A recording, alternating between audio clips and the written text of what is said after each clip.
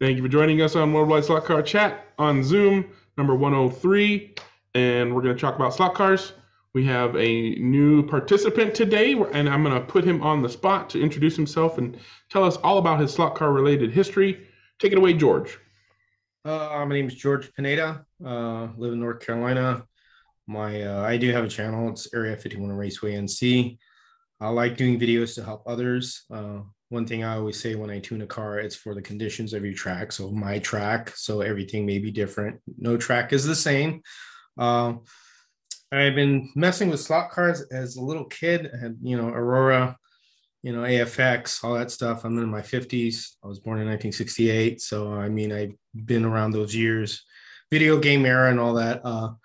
But I started when I left California, because I've been here for 5 years. I moved out of California because the cost was so bad over there, and moved here and purchased a home. And, I've always wanted a hobby room, which I'm in right now, that has my Carrera layout. And my wife helped me out, put the track together, and actually helped me build the platform, because I was never really into like doing woodworking. And she told me, look, just do this and this. And I did exactly that. And that's when she helped me out. I was going to pay somebody to do it. So luckily she's smart as a cookie, and does everything, helps me out with it. She helped me do some of the things. We have a paper mache mountain, and then, some backdrops that she painted. I ran into a video on scratch building from Harry's Home Racing World, which is a stinker chassis.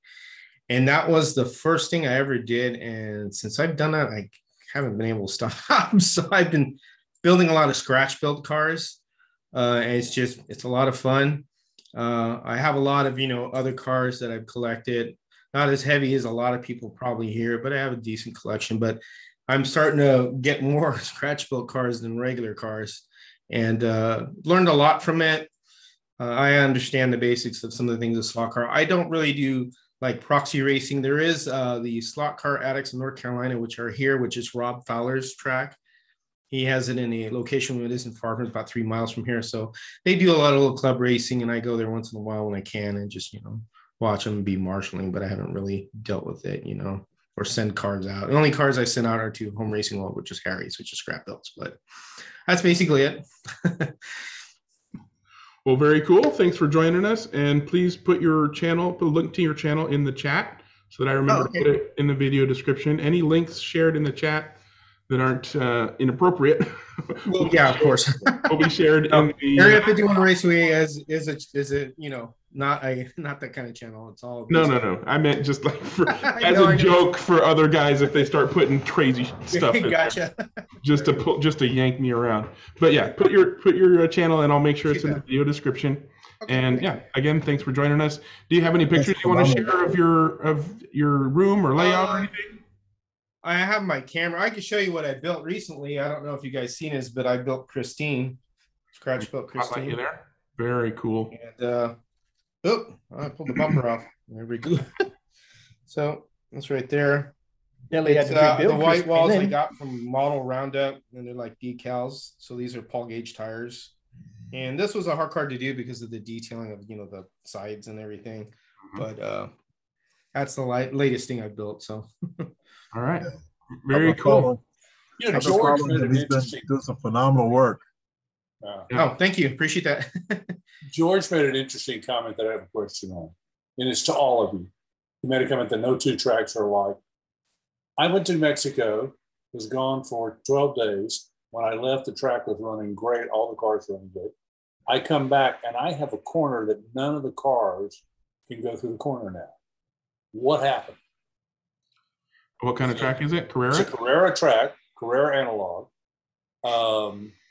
And it's almost like somebody built a new corner while I was gone. Anybody ever had anything? Now, we did have this. In Texas, we had a cold snap, 40 degrees for 2 days, and then it warmed back up to the 80s. But weird. So, John, were you losing traction, or like what was different about it? Yeah, you would come down the straightaway, and as you went into the turn, it would just flip out right at the apex of the turn. It was, if you look behind Greg, where he's got a turn right there by his ear, imagine that. And so you go into it, and the car just wants to take off and fly. Because you know what can happen with Carrera track, which is one of the reasons that it's a good idea to paint it, is that that type of plastic really, the more you use it, the more statically charged it gets, and it attracts dust. Oh, well, they've been sanding our floors downstairs while we've been gone, and I bet. That's even though I cleaned it up, the room was sealed and I cleaned it up. Yeah. Yeah. I usually clean my track since it's plastic. I clean it really often because I don't run silicone. So I have grandkids. They'll come over and the only silicone cars I have are 917 because they're magnets. Right. Mashing them all over the place, which I don't care. So you really, you really kind of have to, that cleans the track, but you really should, I usually keep it clean as much as possible because when it gets dirty is when everything starts going kind of weird. Well, I went through it with this thing, with this glove, over and over and over. There may still be some. Now, as I have run it over the last 3 or 4 days, the rubber's laid back down there and it runs fine now. Yeah. But it was just when I first came back, it was like, what in the world was going on? And it was at the exact same point every time, regardless of the car. It could have been a slotted, a poly car, a Carrera, it didn't matter. Yeah, so that's the floor sanding has that super, super fine dust that you can't see that won't get picked up by your little mitt that only the tires will pick up. So you're basically going to want to run laps and clean the tires of whatever car you're running every lap or two. Every lap. That's what I had to do. Yeah. Yeah. Okay. Yep. And the other thing I was going to, John asked a great question. Was it traction or was it power? Sometimes it's power, especially when there's a high fluctuation between cold and warm. Sectional tracks, sometimes they'll move apart and they'll lose their connection. I looked for that, but all the tracks stayed together. I didn't seem to have a problem with that. Yeah, and sometimes you can't see it, right? Because it's metal and plastic. You can see the gap or no gap between plastic, but maybe when it did its expansion, the metal bent a certain amount, and when it did its contraction, the metal's not touching as well anymore. That's why. Although, are you using the snaps, John, to keep the under the track snap? Yeah. Carrera doesn't necessarily come apart that easily, to be quite frank. But this wasn't at a seam. This is right in the middle of a turn, right in the apex. Which as soon as you put the power on past the apex, and that's probably what does it. Yeah, just like a real racetrack, you had marbles. You had marbles. Yeah. Okay. Yeah, I mean, I'm just tossing things out there for other people who get into a situation where they're like, why is my car having problems in that corner? Dust, most likely your thing, but also there's power loss, and sometimes it's oxidation on the rails. Sometimes you just need to run the car over it a few times just to wear off whatever is on the rails. Like I said, they had the rim sealed, and so I went in and cleaned it, going like there's probably still some on there. And after they started doing this, I checked the tires, and they were ever so slightly, they looked powdery. And so when I would clean them on my, I have a electric tire cleaner, they'd run fine. And now that they've run enough that it's the track has gotten sticky again. So. Yeah. For you, it's the dust. I was just tossing things out. I got it. For other people who get into the same position. I don't think it's a power issue with you anymore. So yeah, you got all the rubber laid down. Don't use silicone tires. Don't use silicone tires. I don't. All right. Well, thanks for joining us again, George, and we'll move on. And Mr. Roberts, have you been on before, Bob? I haven't, Greg. Would you like to do a history of Bob? Sure. All right, take it away. I finally have been able to get on. Seems like I've always got something going on, but I'm Bob Roberts from Venice, Florida, retired. I've been in the sport, started in the 60s. Got a slot car set, Eldon set, when I was a kid, and the little Dodge pickup and Coronet, and had that for a few years. And then my next set was an HO set, AFX, and for whatever reason was out of it for quite a few years. And then I was on the internet one day and saw slot cars again, and went out searching for slot car tracks and different organizations, and every place I tried was closed. It closed up, went out of business. So, and that was back in Michigan. And so I did find Mike Stott from Quick Slicks. I raced with him up in Michigan. He has a commercial track in his basement, and raced there for quite a few years, and Professor Motors. And then won a regional event at Professor Motors, or the BRM, which was I was pretty pleased with. I'm still shocked to this day that I won an event like that, but it was very rewarding. So moved to Florida 2 years ago, retired. Got a 4-lane Carrera set, about 70-foot analog setup to run, and I want to get a club together. And I noticed there was a guy on here a couple weeks ago. I think he said he was from the Sarasota area, which is just north of me. And so I'd like to get hooked up with him and try to get him. Yeah, I'm down in Port Charlotte. Yeah. So I don't know whether to give an email address over here to you to contact me or how you want to do it, but if you want to put contact information in the chat, I will not put it into the video description. Okay. Go ahead and share it with each other in the chat, and so you guys can contact each other and get some racing going. So you just click on the chat there and type it in, or? Yep, pretty much. Okay. All right. Other than that, I'm hoping to get a club started and do some race. And I do magnet and non-magnet, 124th and 132nd, and love the sport. So, and I'm glad you guys are doing what you're doing here, because this is a pretty neat thing. So thanks again, Greg. And I don't have any photos right now to share, but I'm interested in the photo behind you. Is your track normally banked like that? that's on a folding table. That's a heck of a bank you got going there. He said he ran magnet cars. Yeah. I did, yeah. That was the gorilla in the room. Everybody's staring at that track like that. I was like, I want to see more of that. It's a nice layout. Yeah, it's 8x16. It tilts, rolls around, and it allows me to be able to park my car still in the garage. So, but took me, between the track and building the table, it took me 6 months. Not real fast. So, Bob, where did you live in Michigan? do you know where Owasso is? Yeah. Or Lansing or Flint? Okay. Halfway between Lansing and Flint. That's Okay. where I live. Well, thank you very much for joining us, Bob, and we look forward to your input and any questions and anything. And we'll. Wait, I got a question for Bob. Jeremy? Can we see the other side, how it tilts, or is it too far tucked away? Yeah, it's Okay. Don't I don't want you to disconnect or anything. I was just curious. Yeah, I'll tell you what. I'll get some pictures in that, and in a future thing, I'll Sure. get it up so There you you can go. see it. Cool. Thank you.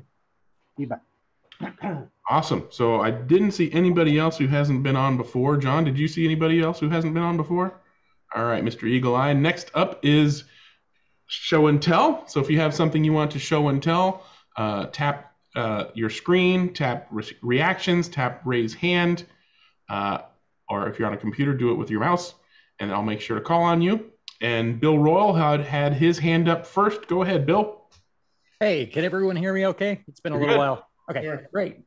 Well, hey, it's been a long time since I've done show and tell. So we'll just do a quick one here. So I got a car. Wow, my video looks horrible. Oh, well, Fine. sorry, Just guys. You can I'm see looking you. at That's good. Well, so I finally made some, made an order with Electric Dreams. And so I'll show one of the cars today that I got, and also wanted to follow up with it a little bit. So this is the Porsche 962 Imsa. It's his first 12-hour Sebring 1987, Bobby Rahal, J Mass B11. I should know these names, but I don't. I'm sorry, guys. There you go. Group You C. probably have seen this. Oh, let's see. I don't know of a single way you can make this look good in this resolution. I'll do my best to, basically. If you drink enough Budweiser, it'll be in focus. Wow. I think we got it a little bit. Yeah, I don't know, but basically, so far I like the look of it. I haven't driven it yet. The car or the track is disassembled for the moment. I'm working on, really heavily on the layout right now. I think I put in about 20 hours over the weekend and just slaving away, but this is a motivation to get everything running. So I wanted to go over that. And then I wanted to share my first complaint about slot cars. And maybe this is a good thing, and someone can educate me as to whether or not this is really how it should be. And this is not an electric dream saying this is out of the box. This is, or, opening it up after it's been sealed. Let me see if I can share this. You guys seeing the screen here? Yep. Yes. Motorpod. Okay. So here's the first part. I'm going to troll. So my buddy wants a magnet on it. So I say, okay, well, we'll get the magnet on there. So the magnet inside that motor, the downforce, or at least the opposition to the magnet that you have to slip into that little slot. I spent 15 minutes getting that stupid little magnet into that slot. And I mean, it just seems like there should be, of all of the places on the entire chassis, there's got to be a better place for that. I mean, you even give me like a quarter or an inch. I mean, I see a spot right in front of it, and maybe I could put it there, but For future reference, you want to pop the motor out, then stick. Well, it's the first one I've worked on, so I'm afraid to do it. I kind of worked on it a little bit, but it wasn't giving, and so I put a scale electric bar magnet underneath it, and then just set it down. It'll pop right to it. Yeah, really. Put the bar magnet under the chassis. Under the bottom. Yeah. With the right polarity, and then just kind of jiggle that, and it'll snap right in there. All right, I'll look online and see if there's maybe there's a video showing me so I can. You won't want to mess with the visualize. Carrera one. Those are a little bit tougher. Oh, yeah. I mean, hey, whatever. The whole hobby really has taught me a fair amount of patience. And where you sit there and, well, yeah. So let me go on to the next one here. So I'm going through, and I'm oiling all the bearings and all of that, or whatever. Yeah. Anyway, so I get through that part, and I get to the back, and it's like somebody got some grease and just flung it at the back. And maybe I'm wrong. Maybe this is a lot, or this isn't very much, but this is after I cleaned it up. I was in there, with the swab, and I mean, there's just grease all over the place. And I don't, maybe it's just me, but it seems to me like just another place to collect dust and grime and all of that. Am I wrong in thinking that it should be cleaner? Better that than the bronze dust. Process? What's that? It's better that than the bronze dust that comes when there's no lube. Yeah, there should be grease on it, and most likely what happened is they put the grease on during the assembly process, and then during testing before boxing, it flung off. Yeah. Okay. Yeah, I mean, because we're talking like the end of a pen head, something. This is not a small amount, so I was just a little surprised, and so that was the only one. Everybody else, all the other cars, they seem to be okay. And that one, I just, I cleaned it up a little bit, but yeah, patience is something that I have a lot of trouble with, generally. And so one of the things that I am embarking on, is I'm starting the painting of my track. I'm going to paint the Carrera digital track.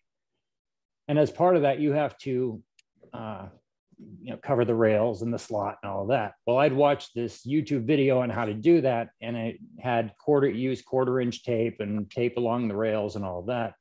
Well, I did all of that, and that was all of Sunday.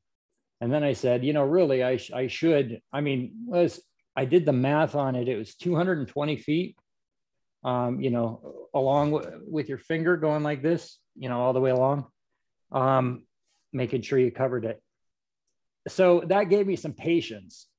And then sometimes you just get some experience. So I'm sharing this with some guys on the Boone Slot Car Forum on Facebook. And one of the guys says, "Oh yeah, I cover the slot with the tape," because I had said, "Should I cover the slot or not?" So, "Oh yeah, I cover it with tape, and then I use a scalpel and run it along the side of the rail to cut the tape." And I just started to die inside. because it was as though every hour of my Sunday was slowly slipping away in front of me at that point, just out of reach, because I realized that, yeah, that probably was a better way to do it. And so Can I suggest something for you, not to interrupt you? Probably go ahead. What I would do usually, if I don't know something, I really research it. And YouTube's kind of a really big tool. Look at forum boards like a Home Racing World before you really engage something, because I've done that before where I engaged in something and I found an easier way. And then you're like, wow, I could. Oh, yeah. So I know how you feel about that. Oh, yeah. Yeah. Now that one, I've done a ton of testing on the painting of the Carrera track. I've tried all sorts of different chemicals and all that. And Boone's videos are great, but they are effective for a Scalextric track. The plastic doesn't work the same on your Carrera Digital. By the time you're done using that same material, your track is so smooth, you've lost all your grip. And I want to have some grip left. So just making some more. I mean, there's different ways you can do it, but he's talking about like with a spray paint thing and all of this. So I'm working on it. So far everything's gone well now that I've gotten past that, but the patience of doing 220 feet, well, that's something I couldn't imagine myself doing a year ago.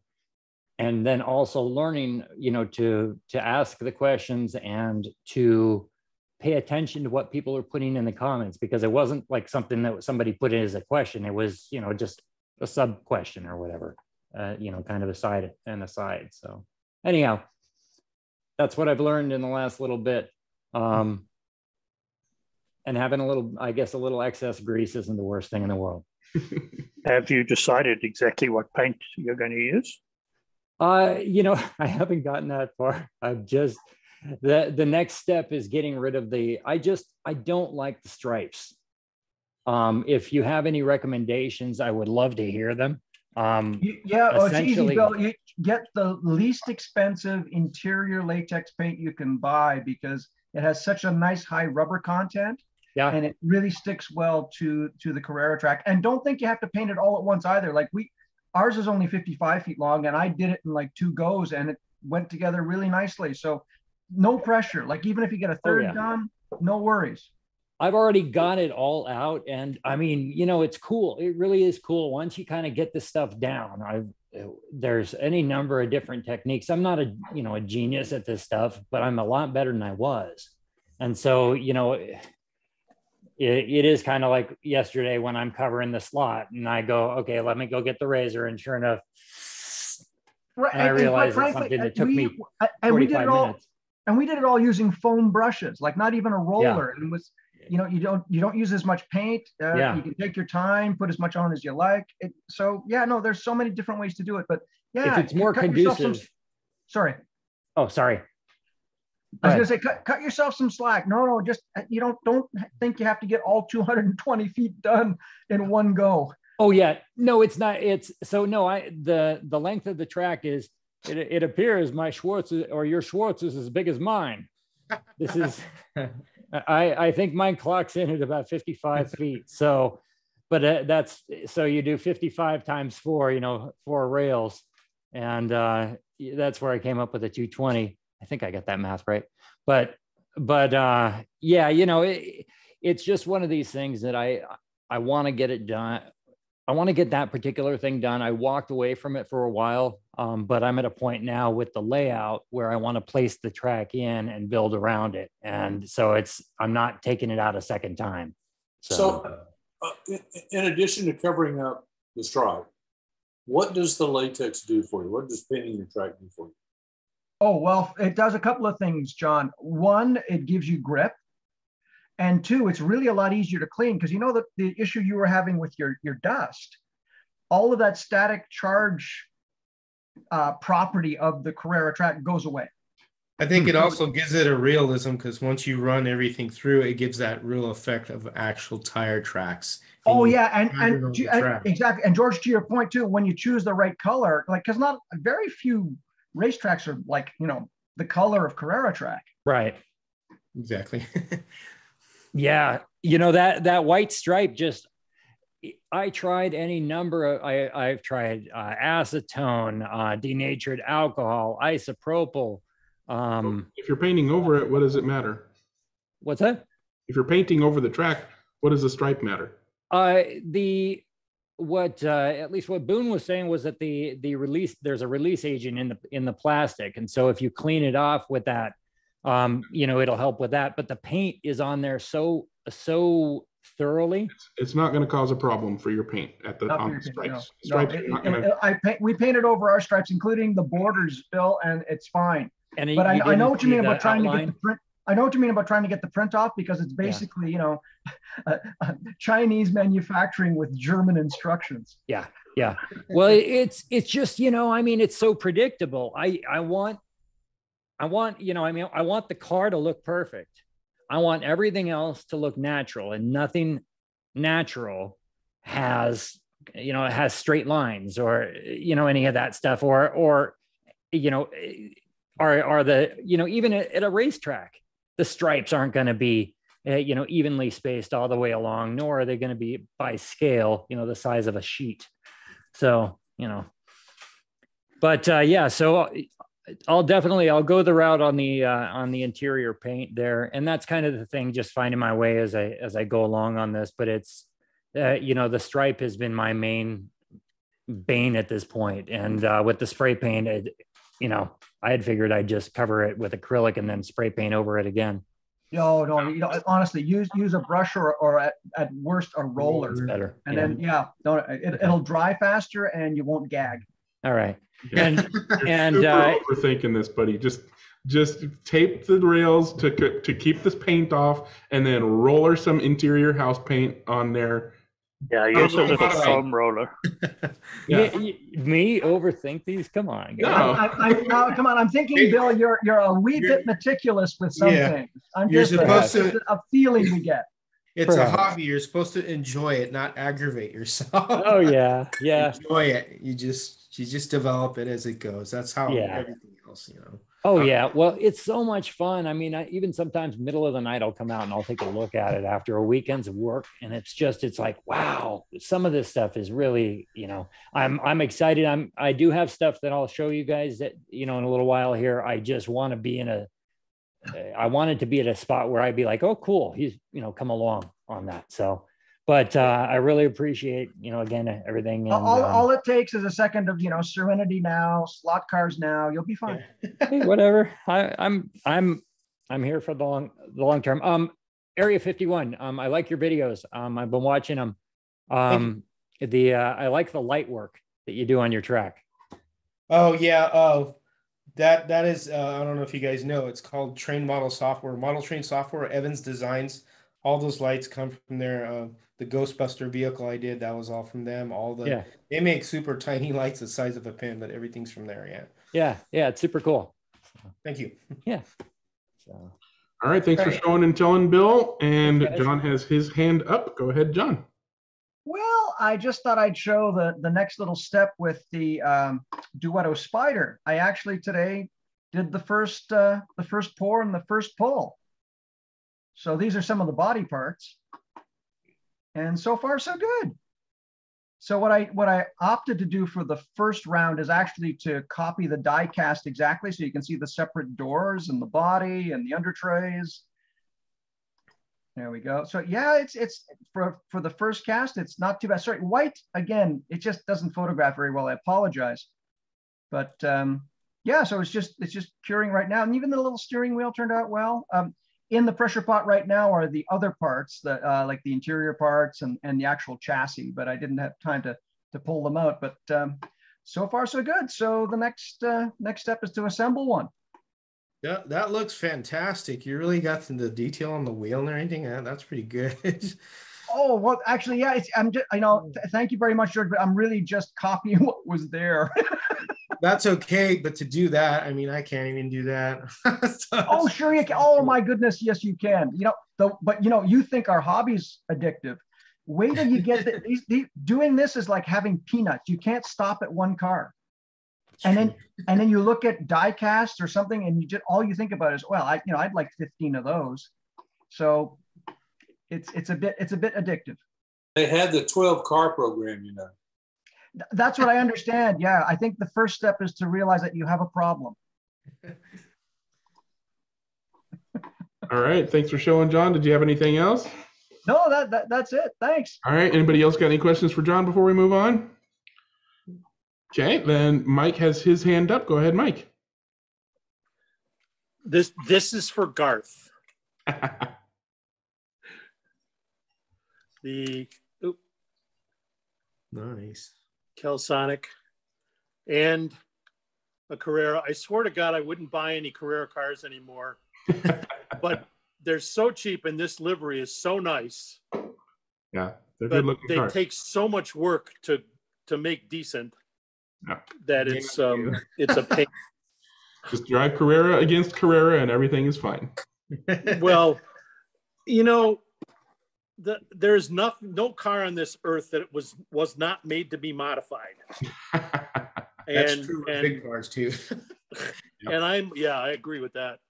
No, there's no car on this earth that's not made to be bought by Mike. It's in my budget. These are the first 2 cars for this year.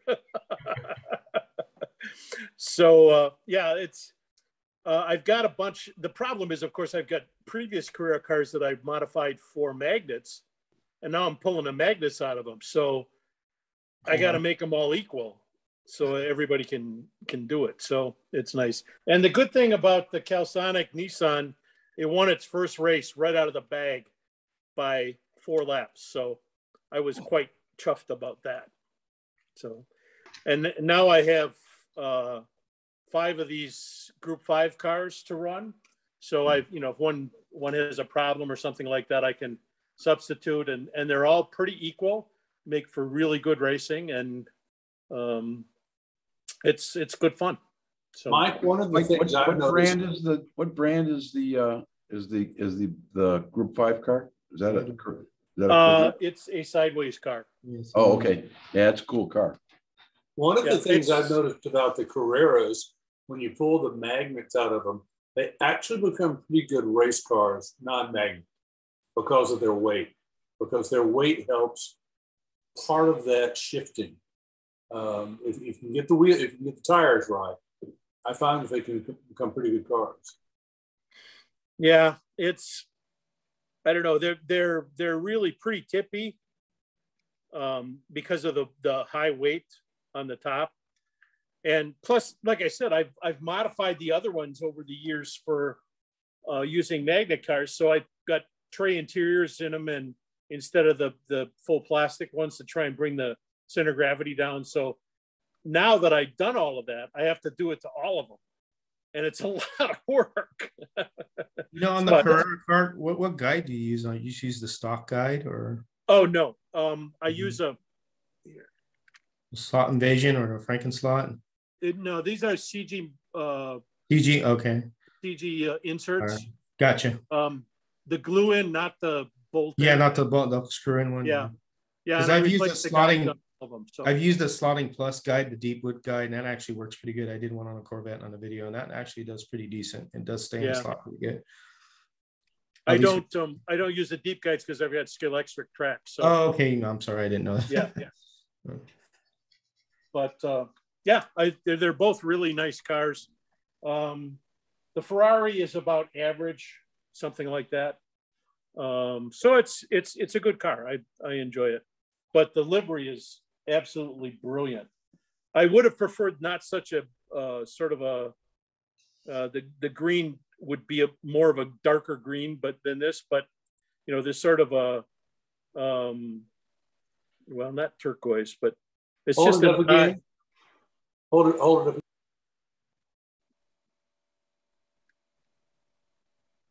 It's a nice livery. I like it. Oh, it's a gorgeous livery, Yes. and it's so perfectly done. I mean, it's really, really nice.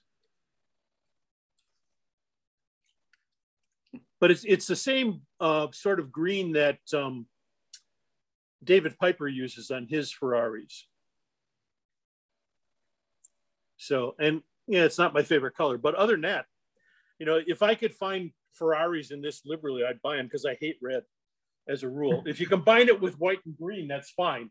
But red cars, eesh. Just me. All right, thanks for sharing your new stuff, Mike. And next on the show and tell is George. What would you like to show and tell today? Well, I wanted to show the scratch built modifieds I do. And I did one off of Harry's Dingus build where you bent actually the brass as like a frame.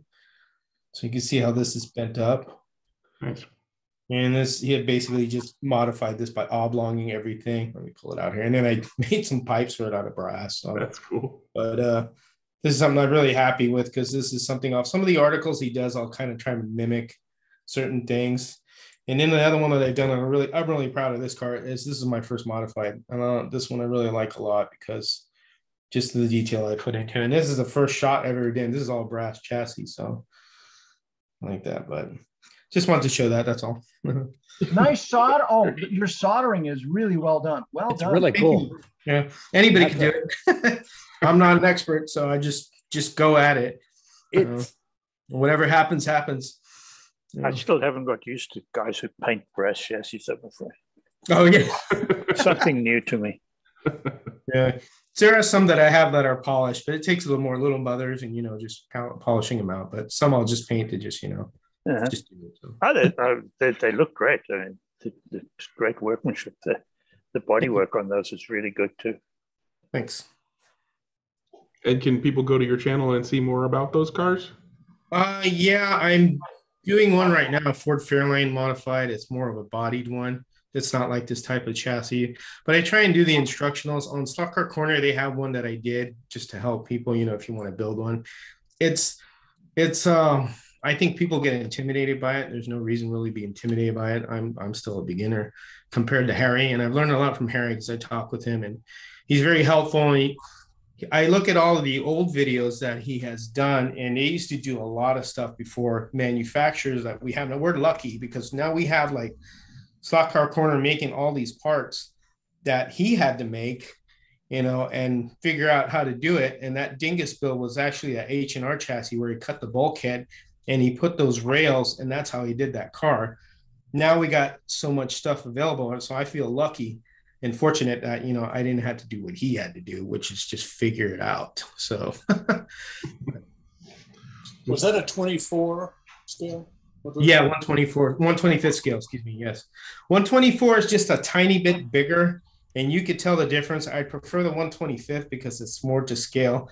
I like making movie cars, so I have a Ghostbusters car. I have a Burt Reynolds Trans Am that's in the case there. It's a 125th. And then I have the Christine, and then the next one I want to do is the Cannonball Run Lamborghini, and I have that coming. So I'm trying to those movies are the things that I enjoyed. So I make recreations of that because it's a one-off thing and nobody has it. Awesome. Thanks for sharing, George.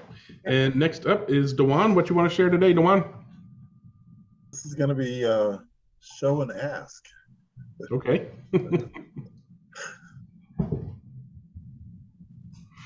You see my screen?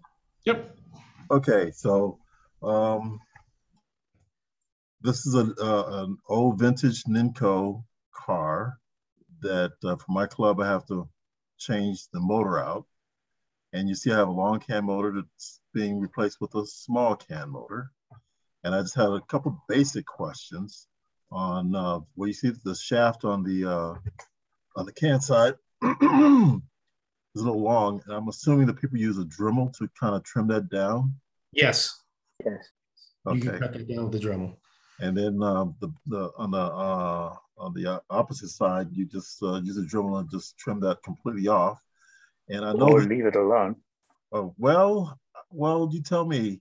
I need to. You see, I'm trying to fit that small can inside the same area as the long can, and there's nothing to bind or to secure the motor down.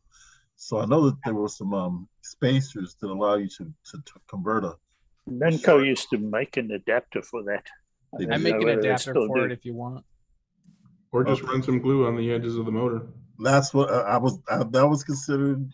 I'm just trying to get best practices, and that's exactly what I was hoping to hear. Greg, could you use UV glue on that for Dwayne? Because UV glue, you could always pop it off. And I don't know what kind of glue you would use. You wouldn't want it to be there permanent, would you?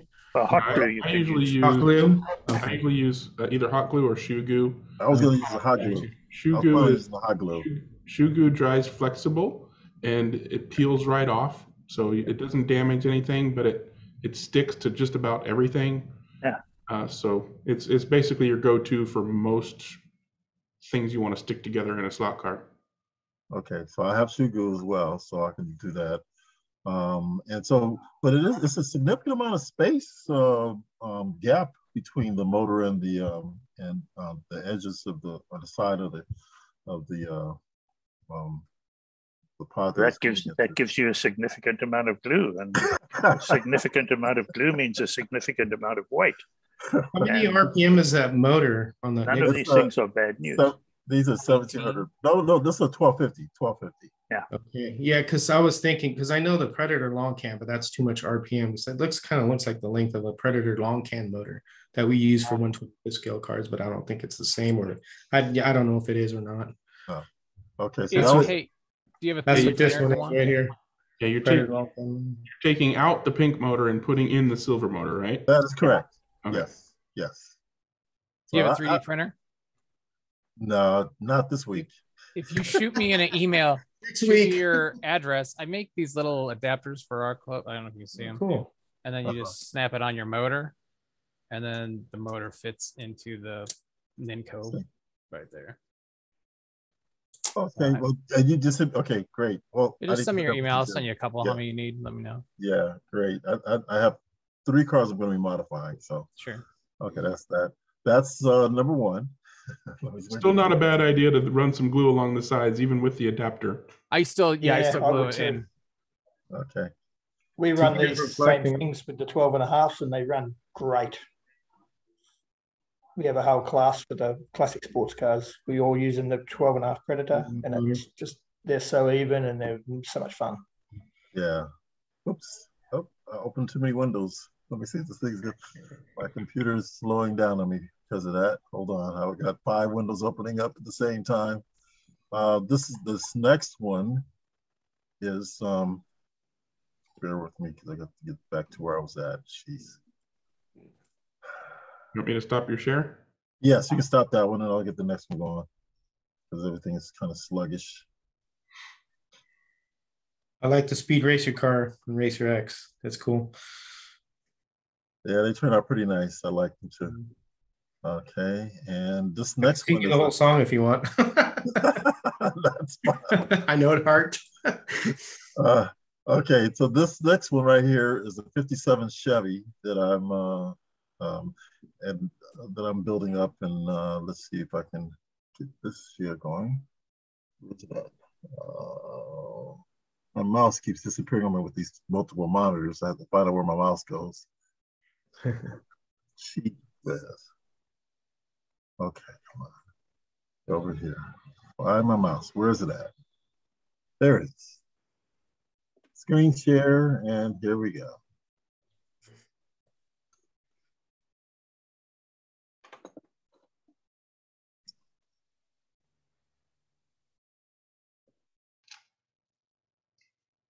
All right. Yep, now we can see it. All right, so that is the kit that I'm using. This should be rotating. You did rotate it. We're seeing it right side up now. No, I'm at my rotating through my pictures. Oh, yeah. Oh boy, why did I do that? Should be going. Next picture. Oh, this is frustrating.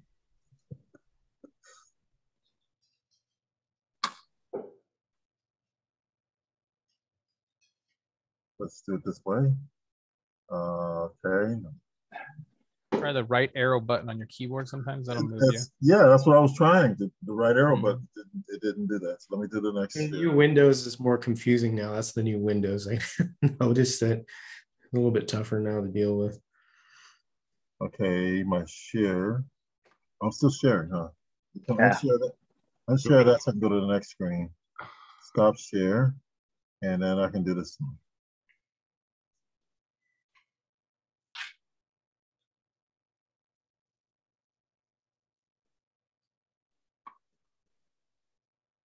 So I'm using the slotted yeah, I got that from Electric Dreams. Thank you, Dennis, for pointing that out to me. But I'm really trying to wrap my arms around the way I should be approaching to get this mounted. And this may be too much for our little chat here. May have to do it after the fact. But if you have some quick pointers on, apparently I have multiple front axle. Multiple front axle holders and multiple guide holders with front axle holders. Yes, yes. So basically, you choose the most appropriate guide and axle holder to get the guide as far forward as you can while still having the front axle where it needs to be.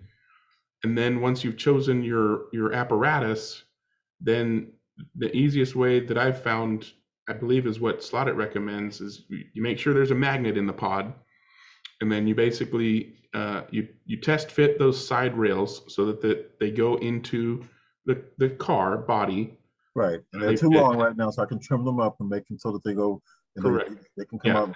Okay. And then what you do is you put glue on the side rails, and then you put a screwdriver on the magnet, and then you basically put the chassis into the body upside down. and the screwdriver will hold it level falling down. Yeah.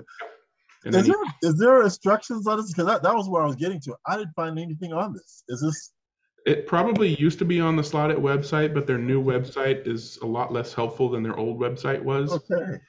You got to go right down to the bottom of the website where it says FAQ, and click on the frequently asked questions, and sometimes you'll find something. But I don't know that there's anything about that. There might be. Okay. All right, because it was just a kit with no instructions, and I just had to make my go at it. And I figured I'd just bring it up to see what before I started trying to figure it all out on my own. And treat it like a puzzle.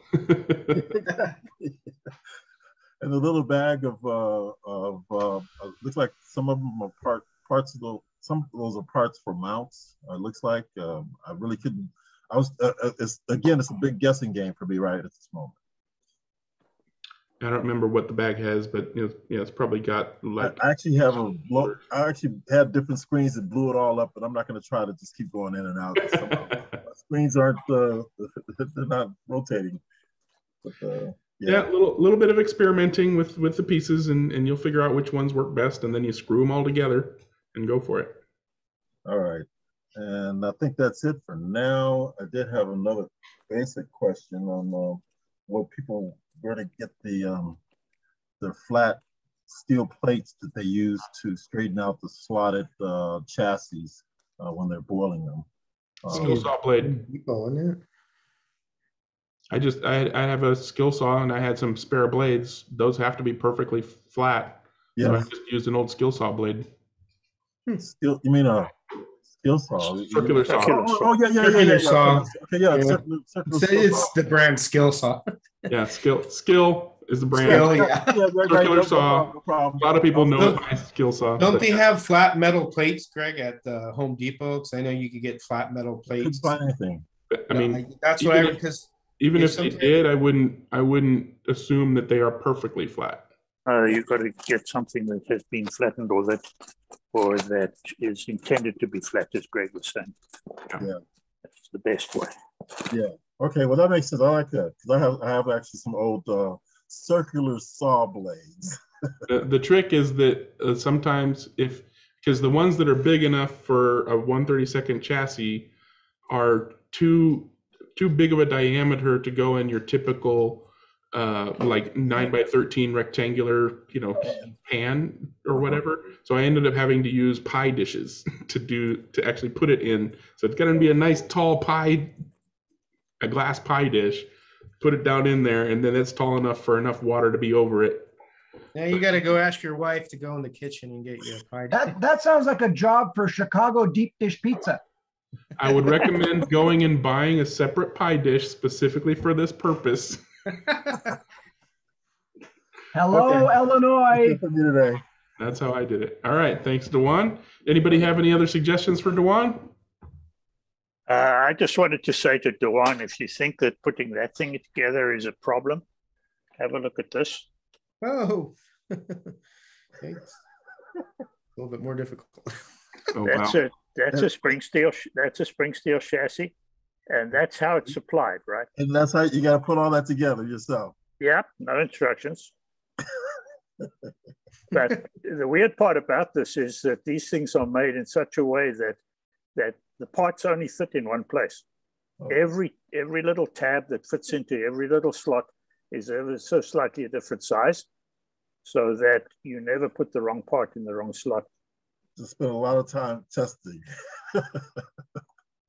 Anyway, I just thought I'd give you that one. I must build that next thing week is sometime. coming up real quick. You better have that chassis ready for me. All right, again, thanks for sharing, Dewan. And I have some show and tell, so I'll go ahead and start that. And let's see. So I got a wild hair and decided to try something that is often spoken about and said that it's too difficult to do. And it's still difficult to do, but I went ahead and tried it anyways. So this is my CAD model for a spoked wheel. I did not research proper spoke numbers or angles or alignment. This is just a proof of concept. And so basically I just chose random numbers for the wheel sizes. So this is not correct to any specific, tire or anything like that. Greg, what type of lowrider are you planning to build? The topic comes up every now and then. Yeah, you'll when I show you the picture of the print and the car, that'll even be funnier. So save that and say it again later. But basically, each of these spokes is an individual piece of print of plastic or whatever, and I used a trick in filament printing called bridging, and so each of these spokes is only 0.2 millimeters thick and 0.45 millimeters wide, because that is essentially the size of a single extrusion in a single layer of a typical 0.2 millimeter layer thickness 3D print on a filament printer. So the next thing I wanted to share is the preview of what the slicing program will show me, so that you can kind of see what it's supposed to look like if everything goes to plan. Did I pick the wrong thing? I think I did. Let me try that again. That one. There we go. Okay, so this is a preview of how it should print if everything is perfect. So sorry to interrupt, but so those spokes now look round instead of square. Yeah, if you zoom in, they're kind of little flat extrusions. Oh, wow. Little oval shaped extrusions. Very cool. Because it's coming out of a round hole, so it's not going to be perfectly square. I designed it to print in black first because I wanted the spokes to be more apparent, because if I print the whole thing in gray, and also the very bottom is solid. So because the spokes aren't going to do a very good job of holding the hub to the wheel. So it's got a solid back, and then it's got a hub that sticks out. So I wanted to go through this to kind of show you how I had to design it so that it actually would print properly. So this is the first layer of spokes, but I wanted to show you the previous layer. You see how the hub is this size, and then the outside of the wheel is that size. The spokes actually go into the area of the hub and into the area of the outer part of the wheel. That is because if I have this printed as a single unit without these individual extrusions, and I had to find a special feature in the slicing program to keep it from treating this as one solid part, I had to tell it to treat each spoke as an individual part in order to do this.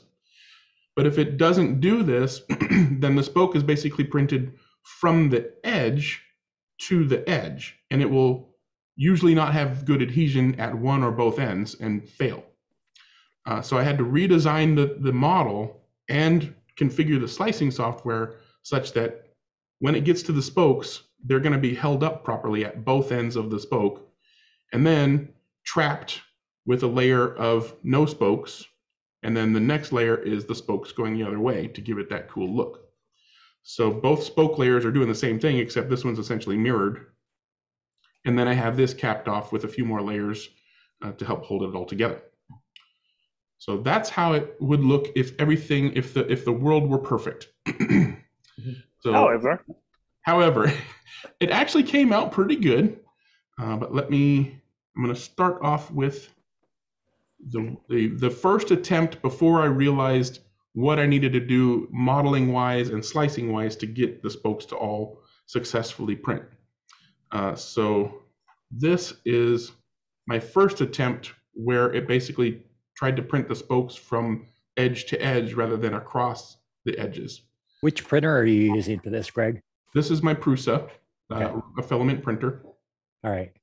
And it actually did a lot better than I expected it to. I figured there would be a whole lot more just random spaghetti in here. You could, that's passable. I mean, you could pass that and people wouldn't know. Yeah, especially, 5-foot rule. Who cares? Yeah, absolutely. Right? But I knew I could make it, I knew I could tweak it to print better. Sure. So that's another shot of the same wheel. And then these are the new ones after doing the printer tweaks. Oh, God darn it. Whoa. There we go. And then I've got. They look very cool. Impressive. Yeah, so, that is really cool. Yeah. Very cool. You got a lot out of that printer. I think I can actually make them even better with some additional tweaks to the printing process, like slowing down the extrusion rate and movement rate while it's printing the spokes. Because as you can see, they kind of start thick and then stretch thin. So there's some tweaks I can do to the slicing software to get those to look better. Maybe change the temperature on those. I think you could do it at that layer, right? I don't know if it would. I don't think it's a temperature issue because I'm basically wanting stringing, right? In this case, right. I want it to string, right? So I want it to be nice, and I don't think it's drooping like from being too hot. I think it's basically stretching because the printer is moving too fast without extruding the amount that gotcha. It needs to at that speed. I was going to say otherwise you cool it down and it would be a little more firm as it's strung. But that's the only point there. But yeah, no, I think that makes sense. Go ahead, Garth. Have you tried printing with any other PLA other than this is not the gray that I printed your wheels with. It's a different. Okay. It's actually supposed to be silver. It just isn't very shiny. Okay. But I was not.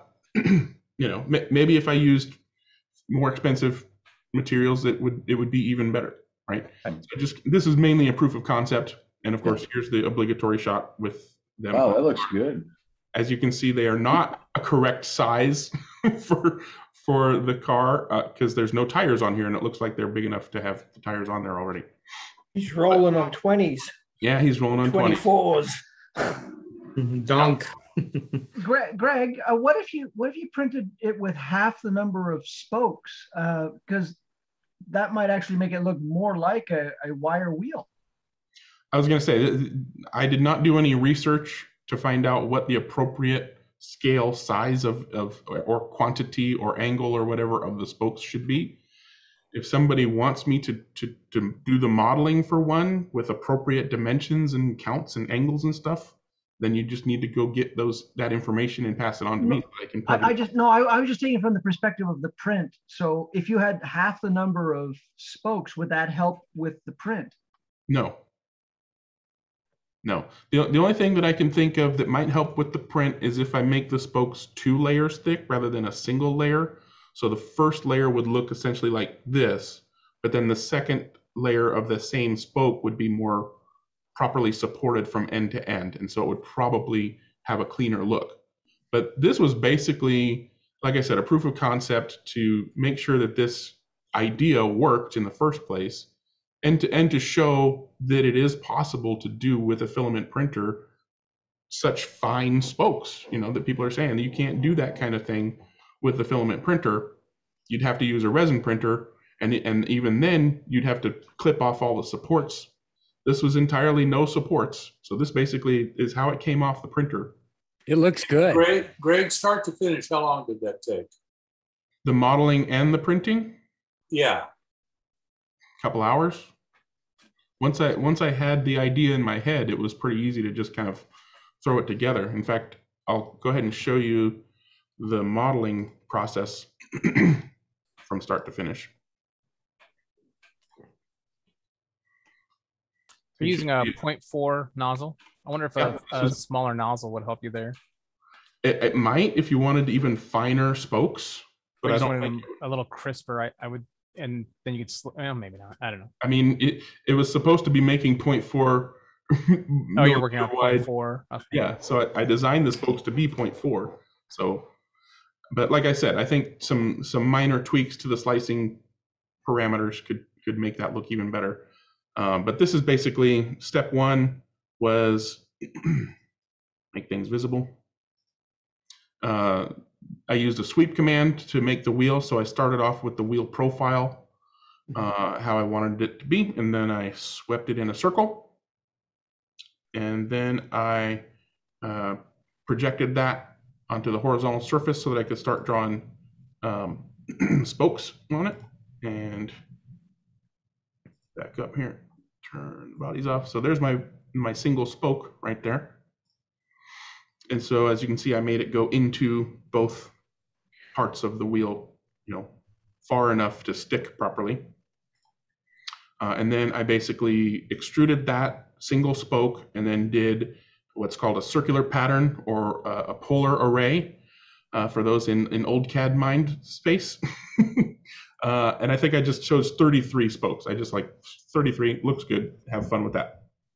And then the next step was basically cap that off. And then I mirrored one of the spokes and moved it up, did a polar array of that spoke, and then did some more tweaking and added my little support ring and, did some other minor modifications. And that's pretty much it. So I can go in here and change any dimension. In fact, when I first designed it, the hub was much larger, and this ring right here for basically the edge of the rim was much thicker. The one that I printed was much thicker. So this particular one that we're looking at has been modified to have a smaller hub and a thinner ring, and overall size is narrower, as far as the side-to-side dimension. So I would just need proper dimensions for all these things to make it a functional wheel. Hey, do you have a Ninco Classic? I do. Could you copy a Ninco Classic size and make this? I mean, if you have some, I'd take some. Yeah, I could go measure a Ninco Classic wheel and if you get time. I'm short like 8 Ninco Classic wheels, and I'm like, these kind of look like the silver Ferrari spoke wheels. Yeah, or Jeremy, if you like, I have Ninco Classic inserts that I put on my my cars. If you already have wheels, we could just put inserts in. Yeah, I don't have the wheels. Okay. I got some old cars and I'm trying to rebuild them back to stuff. By the way, if anyone cares, like a Barani wheel, like for a Ferrari 250 GTO, has 72 spokes. But are half of them, are they all just in a direct center to outside? Yeah, well, they sort of, they're at I'm not quite sure what the so they're doing what I did with what I did. So we need to figure out what the angle is, and then some of them would crisscross others, right? Correct. Yeah. So I kind of had the right idea. I just don't have the specifics on making it to scale and whatnot. Right, but you wouldn't need 72 spokes anyway, because you don't want the your spokes to actually be structural. The way you've constructed the wheel, I think, makes a lot of sense with just sort of a it's almost like you're building your own insert with 3D printing. Yeah, but why not do the whole wheel? So, Greg. Yes, sir. Do you have the MMU for that Prusa? I do, yeah. So you could probably print one layer of those spokes in yellow and one layer of those spokes in blue. Just saying. Yes, you're right. I could do that. You can do that without an MMU though, because it's just a layer thing. You just change the. True, but Yeah, that is true. But that's pretty much the end of my show and tell. Anybody else have any show and tell things, or want to circle back on anything we've showed and told, and questions or anything, or do we move on to another thing? Go ahead, Gary. Sorry to interrupt, but I see we've just been joined by the mayor. They call me the mayor. Well, let's get to Gary, and then we'll get to the mayor. Hi, guys. Go ahead, Gary.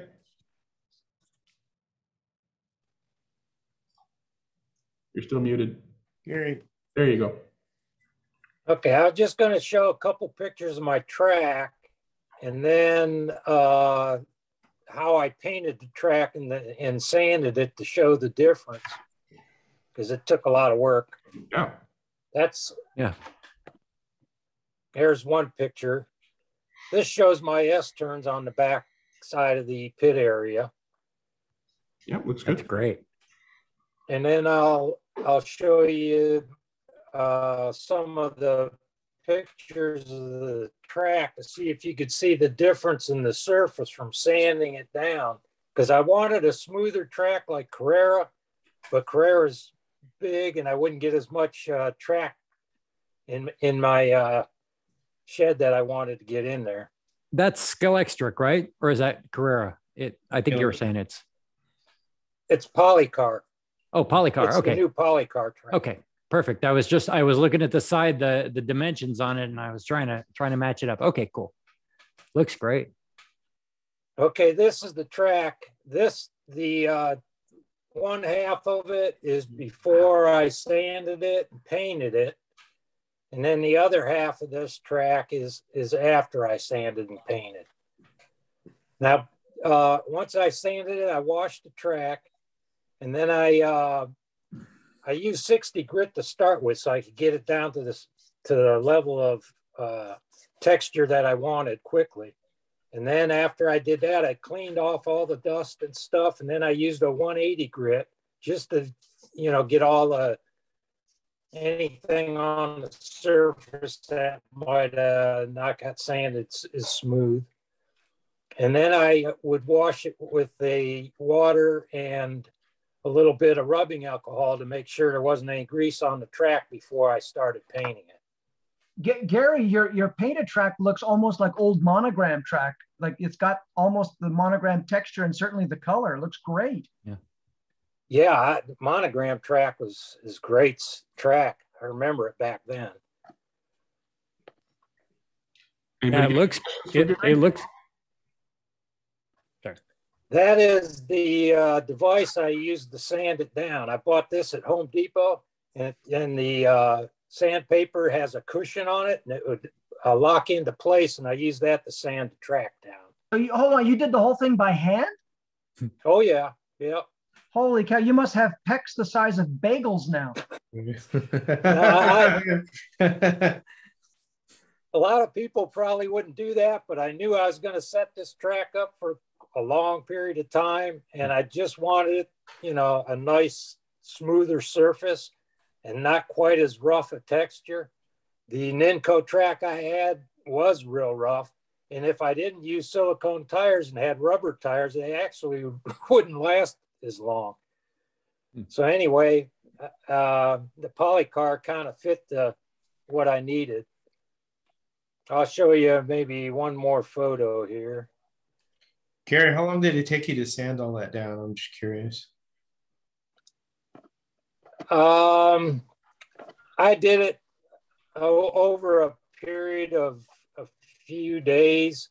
I would work on it for an hour or two and get a couple tracks sanded the way I wanted it. Then I would get it painted and set it aside, and then I'd do a bunch more track. I'd do like 30 pieces of track at a time, and I'd sit out on the porch and just start sanding. And this is the picture of the shed that my track's in. In Toronto, that's $1 million house, right? You know that, right? California too. Yeah, that was the only way I could keep this track up. I did have the Ninco set up in my garage for a while, but that didn't last too long. And now I got my cars back in the garage, and the shed is where all my slot car stuff is now. That's nice. Gary, did you sand your shoulders also, those additions? Yes, I did. Yeah, it's all sanded down.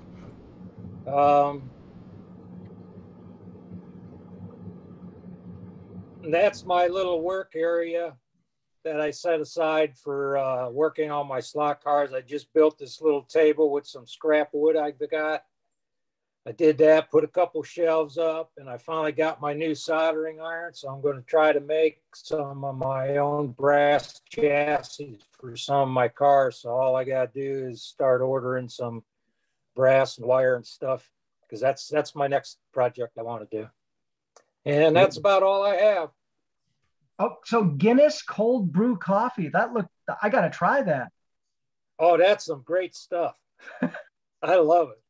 I like coffee and I like some beer. So that'll take the edge off your track too. Yeah.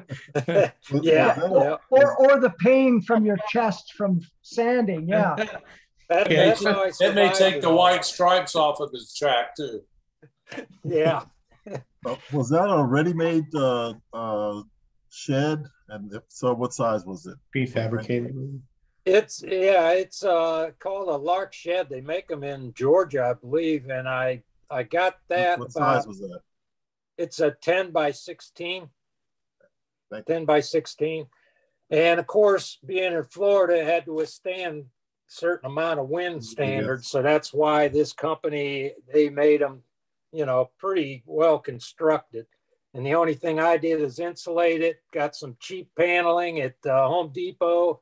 Put that up, and that's basically it. All right, great, thank you. Well, hey, Dewan, go ahead. You're down. You're in the LA area. When I lived in the Bay Area, I looked at getting a shed for quite a while there, or looking at some sort of shed, and found Tough Shed, or what is it? Toughsheds.com. Yeah. What is it? Something like that. Tough Sheds, TUFF. It looks like last week. Yeah, they had some good stuff, and price wise, it seemed to be pretty decent, quality wise as well. So anyhow, great, thanks for sharing, Gary. And they call me the mayor. Have you been on before? Working on that mute button. There we go. I have not. I am a newbie. Would you like to do a newbie introduction? Sure. Tell us all about the mayor. So they do indeed call me the mayor. I run a few different clubs, from slot cars to one-to-one Miata Club president, a couple other things, ATVs and dirt bikes of the past. Hence why I got back into slot cars, because I hurt myself. Let's not go there. Too old. I am from New Jersey. I can see the city skyline on most of my commute during the day. Just got back into slot cars for the third time. Once as a child, second time as a child, and third time as a child. I just mostly HO is mostly my thing. Although, the more I watch 132, the more I go, oh, I should have done that. But I'm still enjoying it. It's good stuff. We just got done building our track. My girlfriend and I, we learned framing. So we built our own tables. We have a pair of 4x8s. God dang it, for lumber being so damn expensive right now. Holy crap. I mean, seriously, I thought I bought like a whole dining room set the way this was going. Oh, hold on. My phone is ringing. That figures. Send the voicemail. There we go. That's the guy wanting his money for the lumber. No, actually, no. That guy is a guy who wants help building his car. I'm not in the mood. So that's mostly me. Like I said, mostly HO. We're in the process right now. It's just a 2-lane. Painted some guardrails, painted the lines on it. I can give you a quick tour. I'm actually really happy about the race room itself, because back in September, there was a pretty gnarly storm in our area. So it took out most of my basement. So if you ever wanted to see 1979, it was here. That is mostly gone. Let me flip the camera around, but I'll give you a quick tour. So there you go. So this is, hold on, now my voicemail. So this is Gale Force Raceway, named after the street my son was basically born on or grew up on. 15-foot straightaway. Again, it's always a work in progress. We're always changing it, but I can change it a little bit less now that the lines are painted. So it's kind of an encouragement to leave it alone. But what you can appreciate is how bad this room was. Had about half a foot of water in it. So little by little, and it was brown in 1970s, like I said, orange carpet, you name it. But little by little, we're getting there. Some artwork and things hanging around. That's my car's nickname, by the way. But yeah, that's mostly me. You guys might get a kick out of this. I think if you're Simpsons fans, you may recognize that. Of course, we changed the raceway to ours. That's cool. And you have a car, so you know. Yeah. So there it is. Awesome. That's awesome. And I noticed you have a human pit lane there as well, which is the most important. Say that again. A human. You have a human pit lane, the bar. Oh yeah.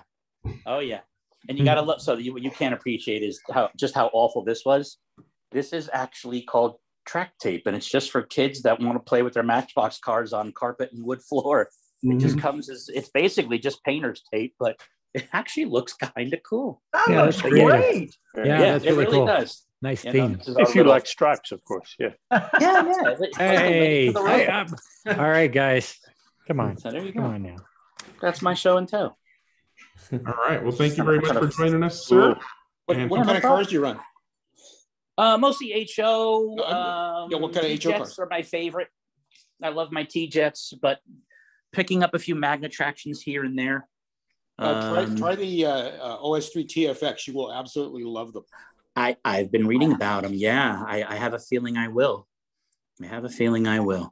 So I picked up a bunch of Miatas because that's my, actual one-to-one car. So it's kind of fun to play with those. But it's good. It's good. We're having a good time. I'm actually not thrilled with the Auto World cars. They look good, but they don't perform as well. But I'm watching a lot of videos from YouTubers and learning more and more all the time. And I watched. I'll probably watch cars, now about the TFX cars are really awesome. Yeah, no doubt. Yeah, I probably watched about 60 of your chats already, believe it or not. I sat there one afternoon during a nice rainstorm. I must have taken in at least 50, 60 of those. Wow. You feel like you know us already, huh? Well, a little bit. I know a couple of the faces and names already. It's kind of scary, but I do. Everybody, I gotta go. I'll see y'all next week. See you, John. Hey, John. See ya. See ya. Hi, John. Quick suggestion for you with that tape. Yeah. Add some Matchbox cars to it or Hot Wheels and make it three-dimensional. Yeah, we thought that too. Wait, hold on. I don't know why my camera just turned off. There we go. Yeah, we thought that too. So it's kind of funny. Let me flip it around one more time. So one of the guys in the group owns a office cleaning company, and we caught my cousin Jimmy on the Zamboni. So now he's actually maintaining the road. Okay, first of all, I am so impressed you know what a Zamboni is. Oh, yeah. Listen, all right, you guys might, I don't know, what fans and what teams you follow, but it just so happens my uncle drove the practice Zamboni for the New Jersey Devils. No way. Yeah, way. Yeah, oh, it was pretty man. cool. I had dinner with probably, I'm trying to put this in the stand again, sorry. There we go.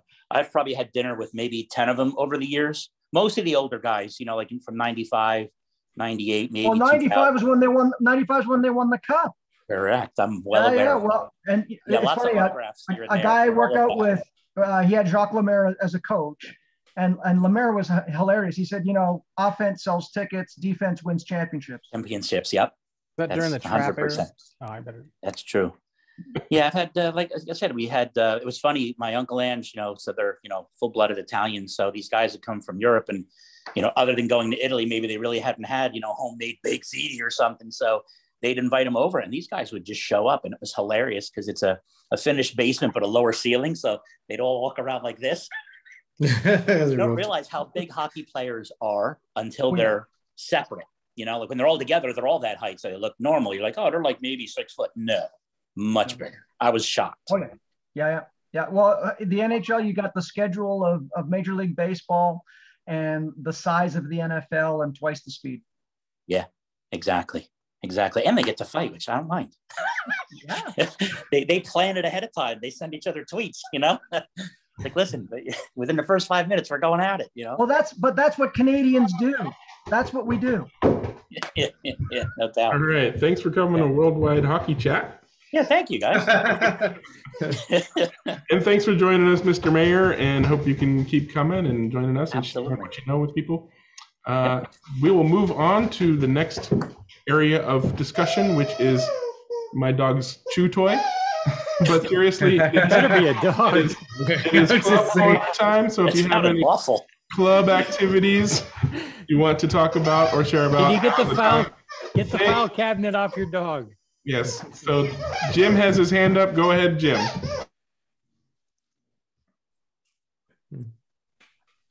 Lost sound. Let's see where I am here. There we go. It's not enough that I do videos and race and all that other stuff. Now I'm into promoting races. So this is a new race. For those of you that are within 1,000 miles, I expect you all here in about a week and a half. But Motown Raceway is a racetrack in Modesto, California that has a couple 24 scale tracks.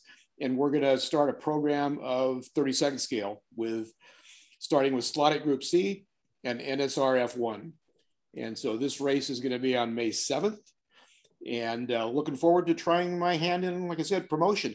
It's going to be on this track, which used to be in Southern California. It's small for a 24 scale track, so it's going to work just fine. It's about 93 feet long. So in terms of overall lap length, it's about the same size as Electric Dreams. We're going to run the center 6 lanes. And I've already got commitments from about 4 people from Southern California. We're hoping to have twice as many as that in Northern California, plus a few of the local racers from this raceway that, you know, the raceway itself has been around for quite a while. And so hoping to get about 12 to 16 people for our inaugural race. They were very, very cordial when I went and talked to them a couple of times to put this on, you know. Well, our cars don't respond well to spray glue. We'll clean it for you, no problem.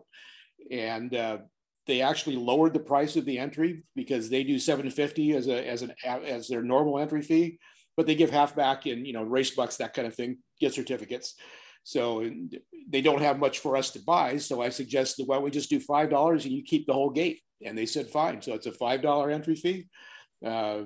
Week and a half or so down the road, a couple weeks down the road. And I think we're going to have a good time and hopefully promote 32nd scale racing in Northern California. What manufacturer made that track, Jim? Do you know? It was made by Monty Oren, who's no longer with us. If those of you that race 24 scale may know that name, Best of the West, it was his brand of motors. And he's the one that actually built this track, and he passed away quite a few years ago. Because it's got some really nice elevation to it too. A little bit of elevation, you know, like I said, it's a small 24 scale track, but it's going to be perfect. And we're just going to run the center 6 lanes. And so, you know, I'm really looking forward to it. I've got about 10 laps on this track. When I was there, I got to drive a couple cars around it, and I think it's going to be a blast. So hopefully, hey, Jim, is that place off Highway 99? It's right on 99. Yeah, I've been there. I was there. That place has been there a while. I used to live in California. Well, then we're expecting you. We're expecting you as well. Well, I'm all the way in North Carolina, but no problem. Yeah, I used to live in California, that area, so that's why I recognize the name. I'm hoping Dennis can come up if he's still on. And like I said, I've got 4 fairly firm commitments from people that race Electric Dreams already. So looking forward to it. Is there going to be a website or any kind of link that you can stick in the chat? It's on the Motown Raceway website, which they're on Facebook as well. All their information is on Facebook, as well as if you just Google Motown Raceway. Okay. And it's like Motown, because it's in Modesto. When I first heard Motown Raceway, this is in Detroit. No, it's Modesto, California is the name of the city. So it's called Motown Raceway. Yeah, makes sense. All right, Google Motown Raceway. I'll try to remember to stick a link in. John? Has Vlad been on our chat before? Yeah, he's been on once or twice. Have you? Okay, just trying to remember. Sorry, just want to make sure. Face in the fuzzy background. Yes, definitely been there before. Okay. Want to make sure. Eagle Eye John, don't want to miss any newbies. Does anybody else have any club activity they want to share or talk about? I'll talk about mine.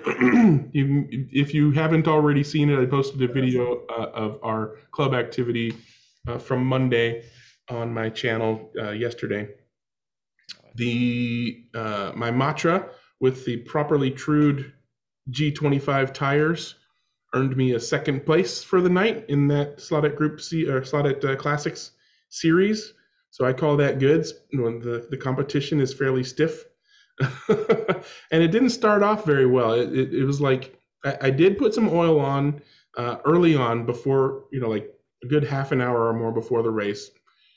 I probably should have checked to make sure there was no residual unabsorbed oil before I raced, because it seemed a little slippery for my first couple of heats.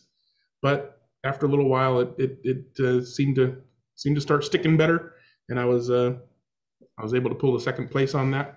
And just for the fun of it, as most of you know, at this point, my analog club races crash and burn.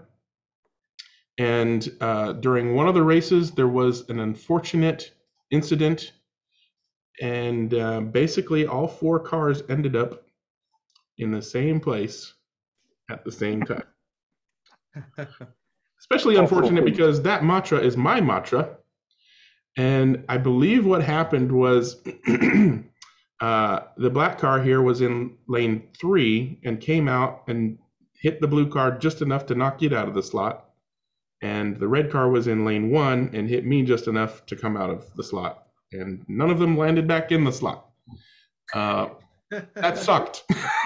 A photo op. None it of was them absolutely landed back in anybody's slot. Yeah, I said, don't move the cars. Let me take a picture. Take a photo.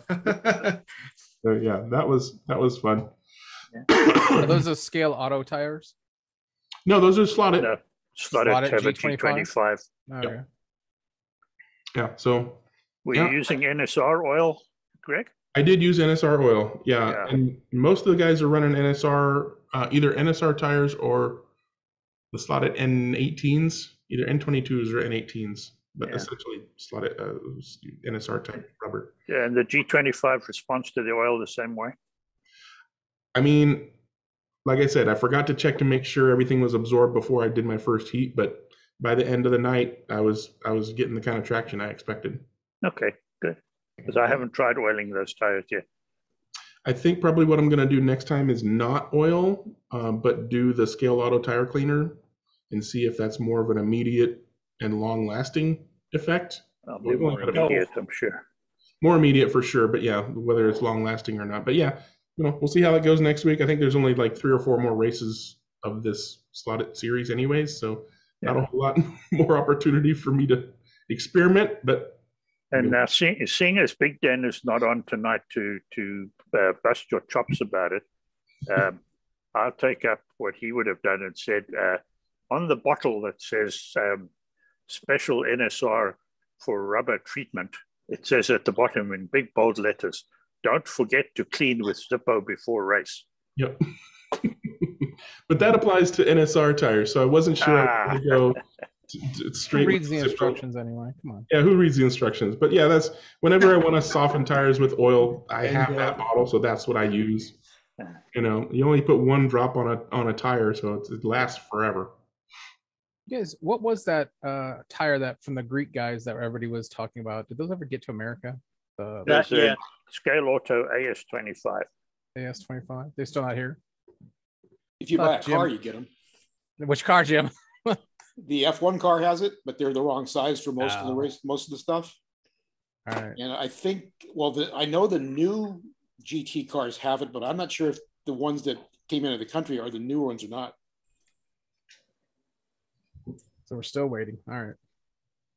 I haven't seen an AS25 tire available anywhere. I think everybody bought them out.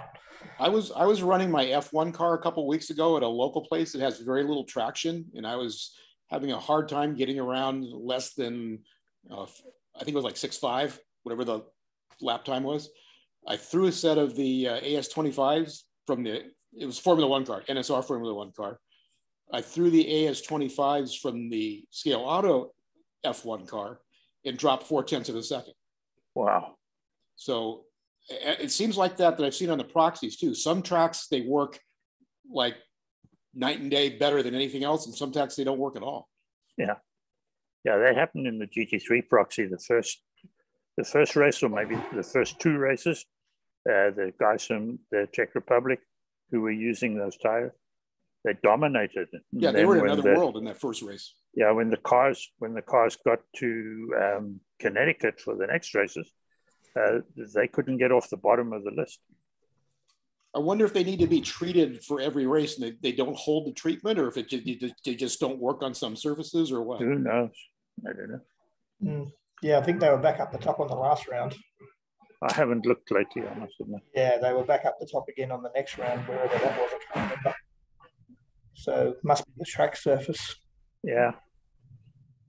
Anybody got any other club activity they want to talk about, past, present, or future? If not, I have a topic that I kept forgetting to get to. It probably won't generate a whole lot of discussion, but it might be a funny one.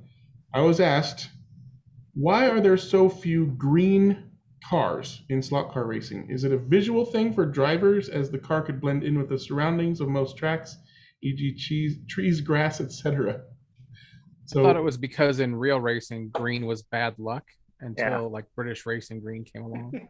Well, yeah, but also don't forget, in early racing, especially even sports cars and Formula One, colors were designated to each country. So, for example, Britain was green. I think Germany was silver. Canada was white with a green stripe.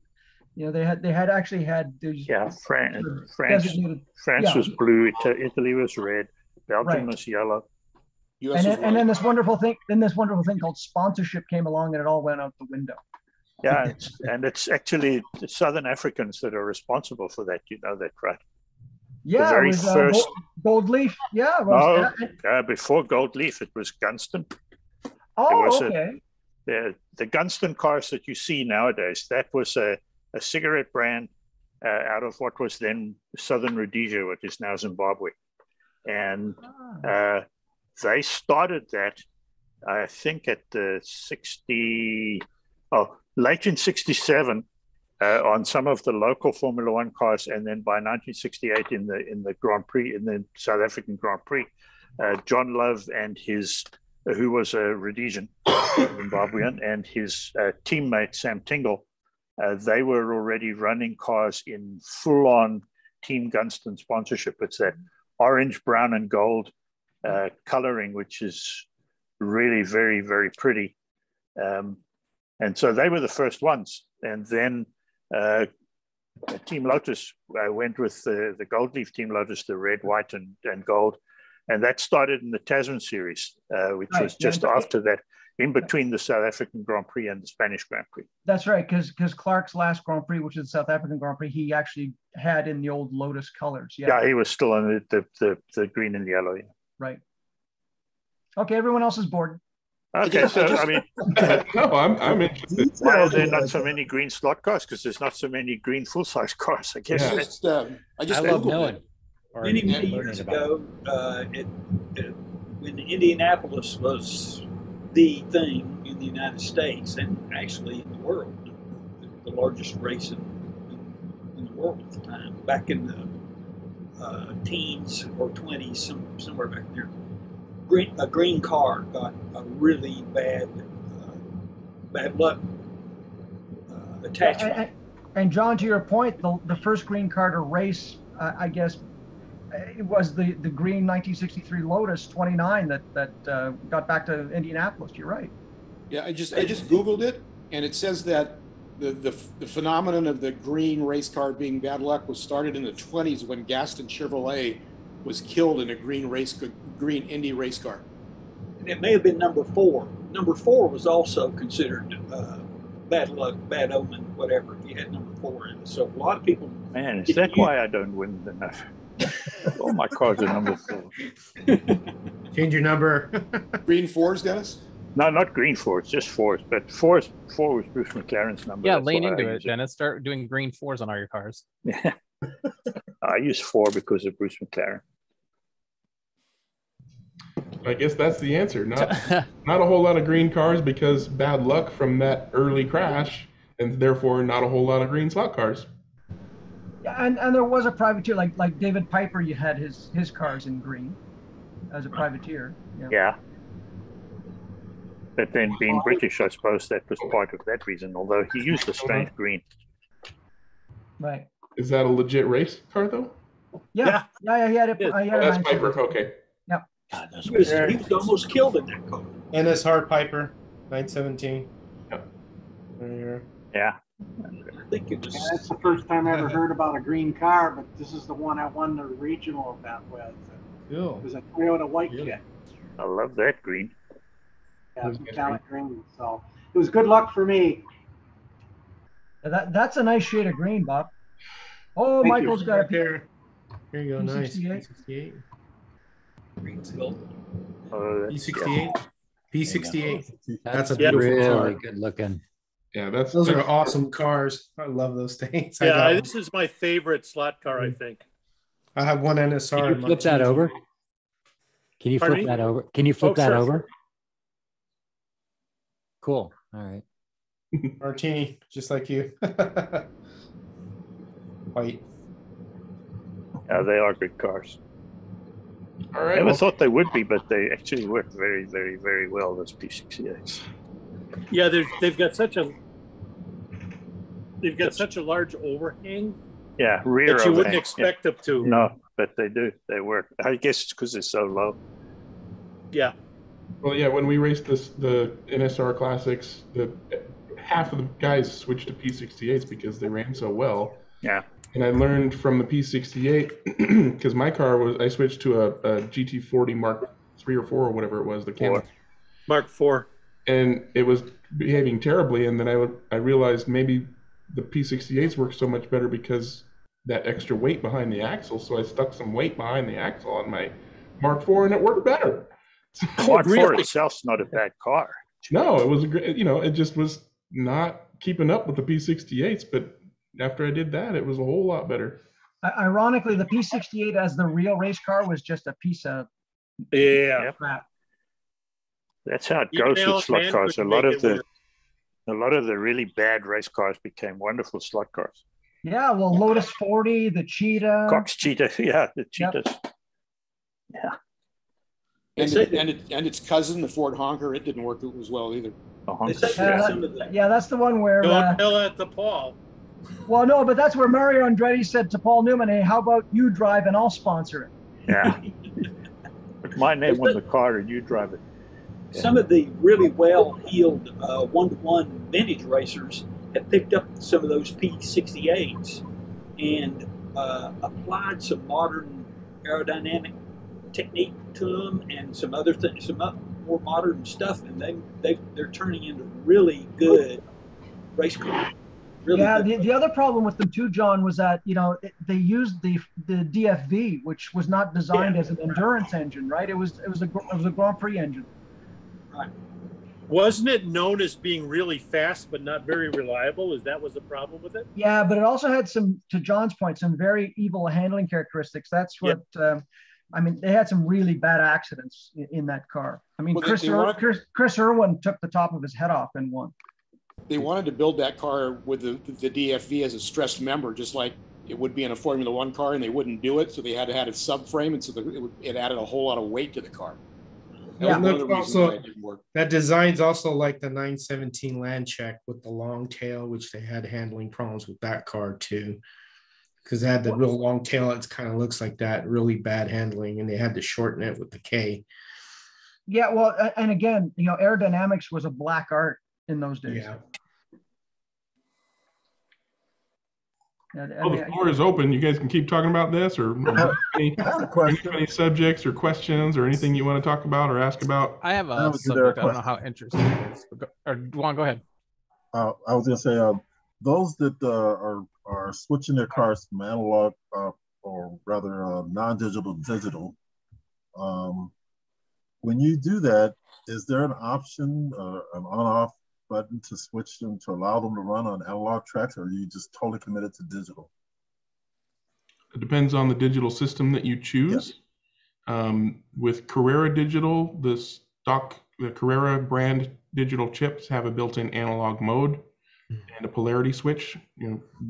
Carrera Digital runs opposite polarity of normal analog track, so you flip the switch, pull the trigger 3 times, and it'll go.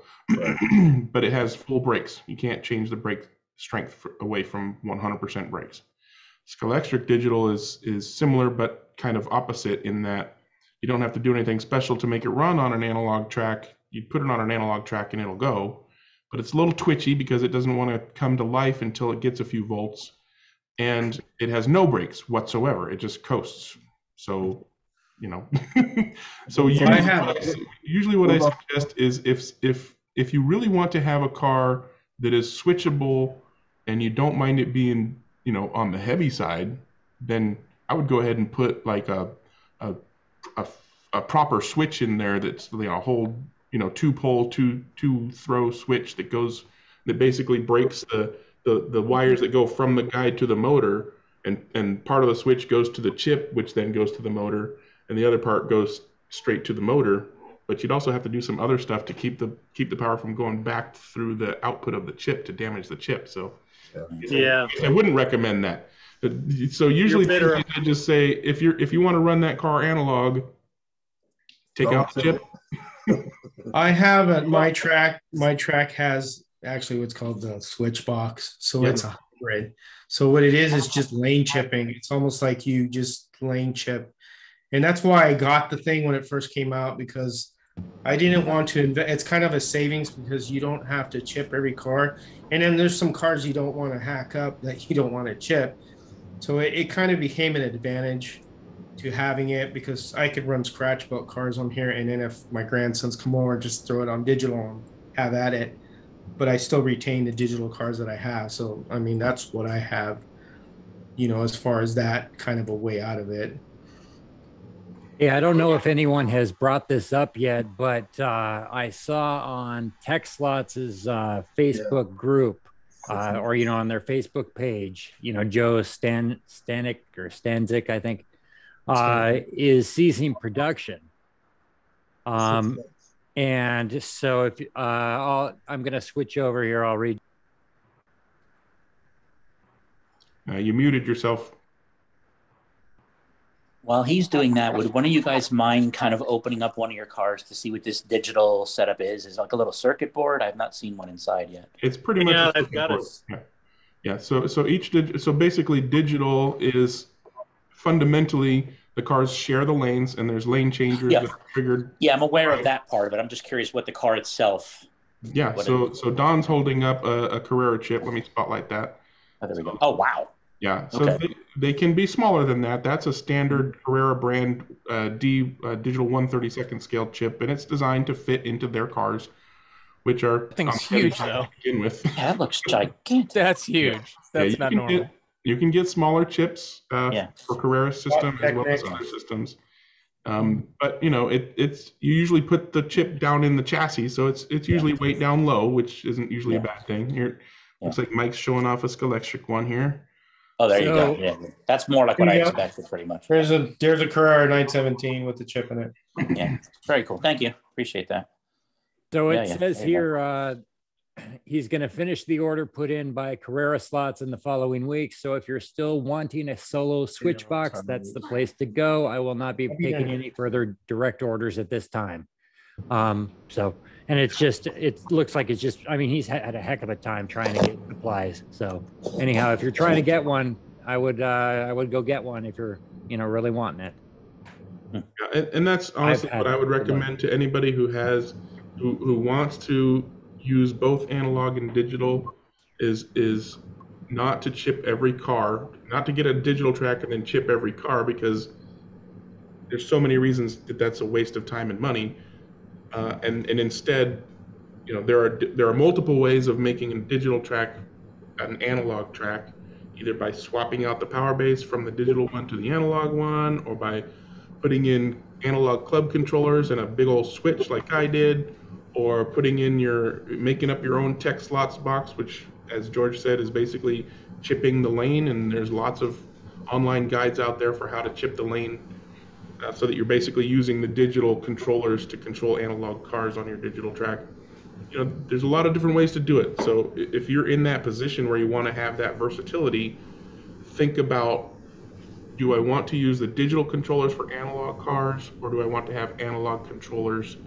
Do I have some way to count the laps for analog cars already, or do I need to utilize the digital system to count the laps?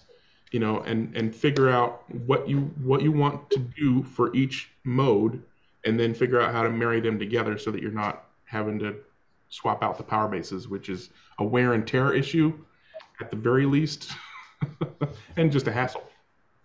You just brought up an interesting topic. I want to change subjects again, and my apologies, guys. The rookie has to keep asking questions. Hold on a sec, Dewan, did you answer your question? Yeah. Oh yeah. Perfect. Okay, good. Go ahead, Mayor.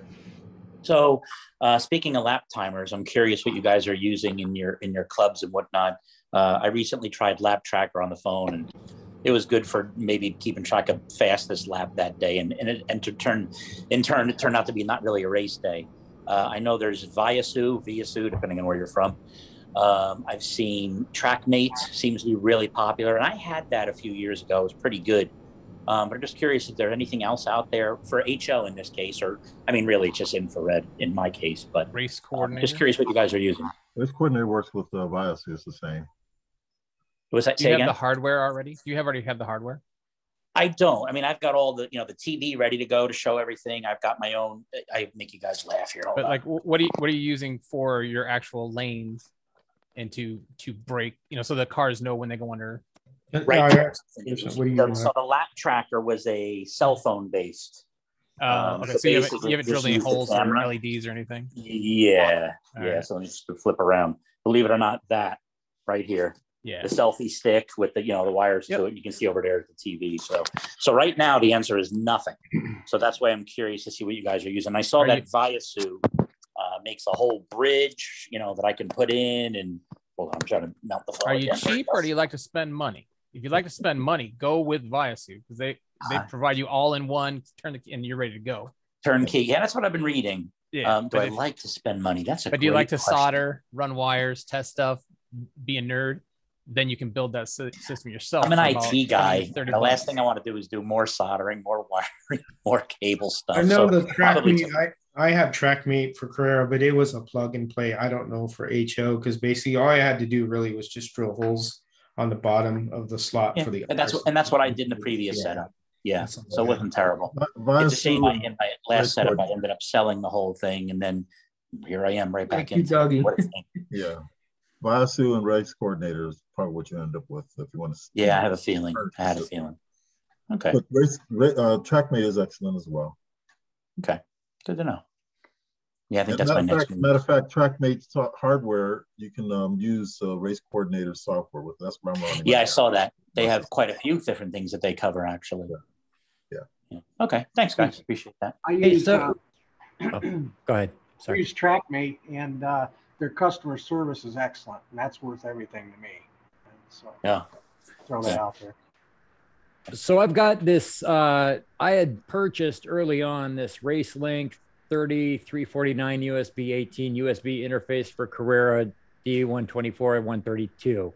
Is that, so that'll work for a race coordinator, is that right? Or is that, it's like a USB to a serial link, I believe, something like that. Wait, USB to serial? Or, I don't know. It's a USB that plugs into like a cord that comes into your USB into your computer. Yeah, I think so. So if you go into, if you download and install it's Race a Coordinator, PS2. Yeah, I think it's like a PS2 to a USB. You know what I mean? Something like that. You're running digital, right? Yeah. Oh no, that's. I don't think. Yeah, race coordinator is not going to. That's supported. Okay. Sorry. I don't know anything about that one. So darn. Okay. Well, I'll have to get some more hardware then. Oh well.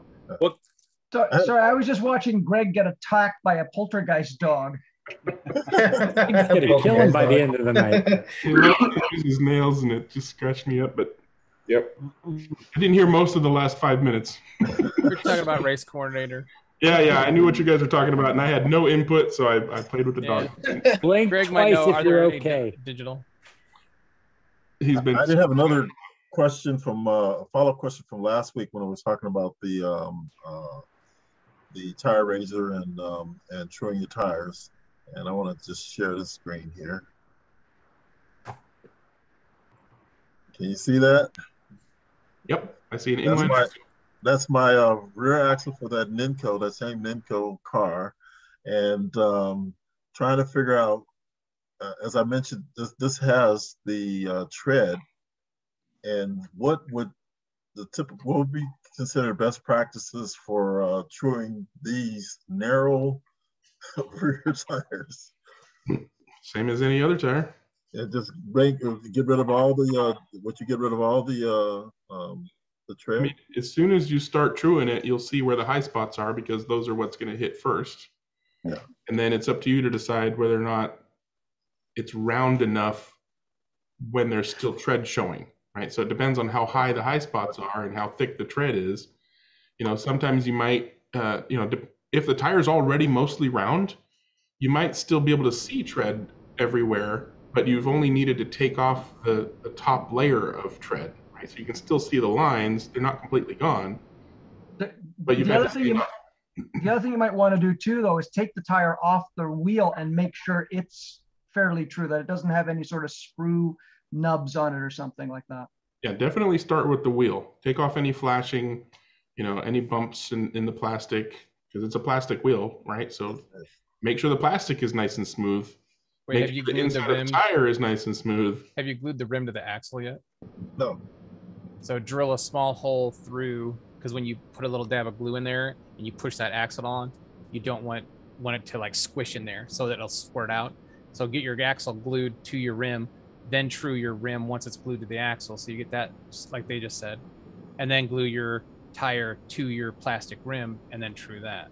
It's like a 3-step process. I'm sorry, where will I be drilling on the wheel? Yeah, let me grab one. I'll grab one, unless somebody can explain it better than I did. Okay. Basically in the center, the very center of the wheel. Of the wheel, okay. Through it, so that you're basically giving a passage for the air to come out. Because when you put the axle into the hub, it should be nicely sealed and it should be nice and tight.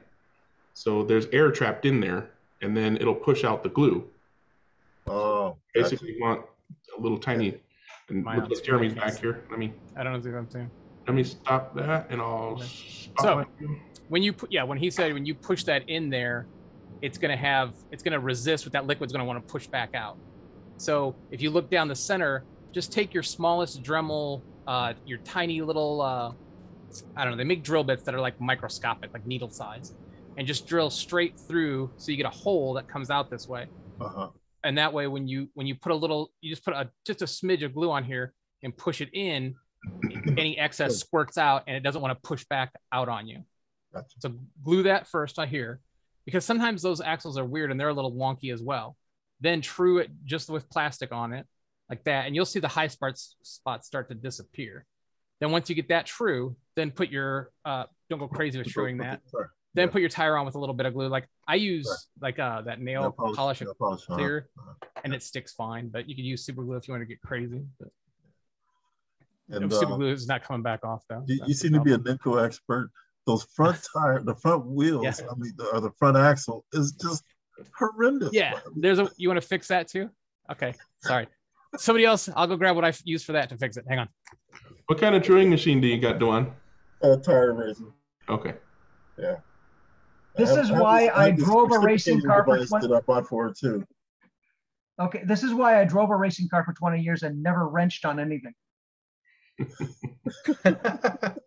Yeah. True the axle, true the wheel, true the tire, true the machine that trues. Yeah. I was amazed when I went to the not the Frank, but the HO race that I went to in Wisconsin, the Coral, how much they do those things at that scale. I was like, really? You're doing that at that scale? Everybody had gazer goggles on and microscope things to do it with. Well, I imagine if you're a little out of true on a smaller scale, it has even more of an effect, wouldn't it? Oh yeah, they were throwing away tires that I could not have seen any problem with them. So you have to build them. Sorry, I'm gonna get going, you guys. It was really a pleasure. I enjoyed this. Nice meeting all you. So thanks again. Oh, all right. Thanks for coming. Come back. No problem. I'll try and make it next time. Awesome. Right. See ya. See ya. Bye. So on this is my favorite. I've taken the slop out of here because once you don't want it to dip in the corners, it makes it a pain in the butt. So then you can get those like plastic spacers. They are right. I can't remember what they're called, but then when you have the wheel off, you put the plastic spacer on.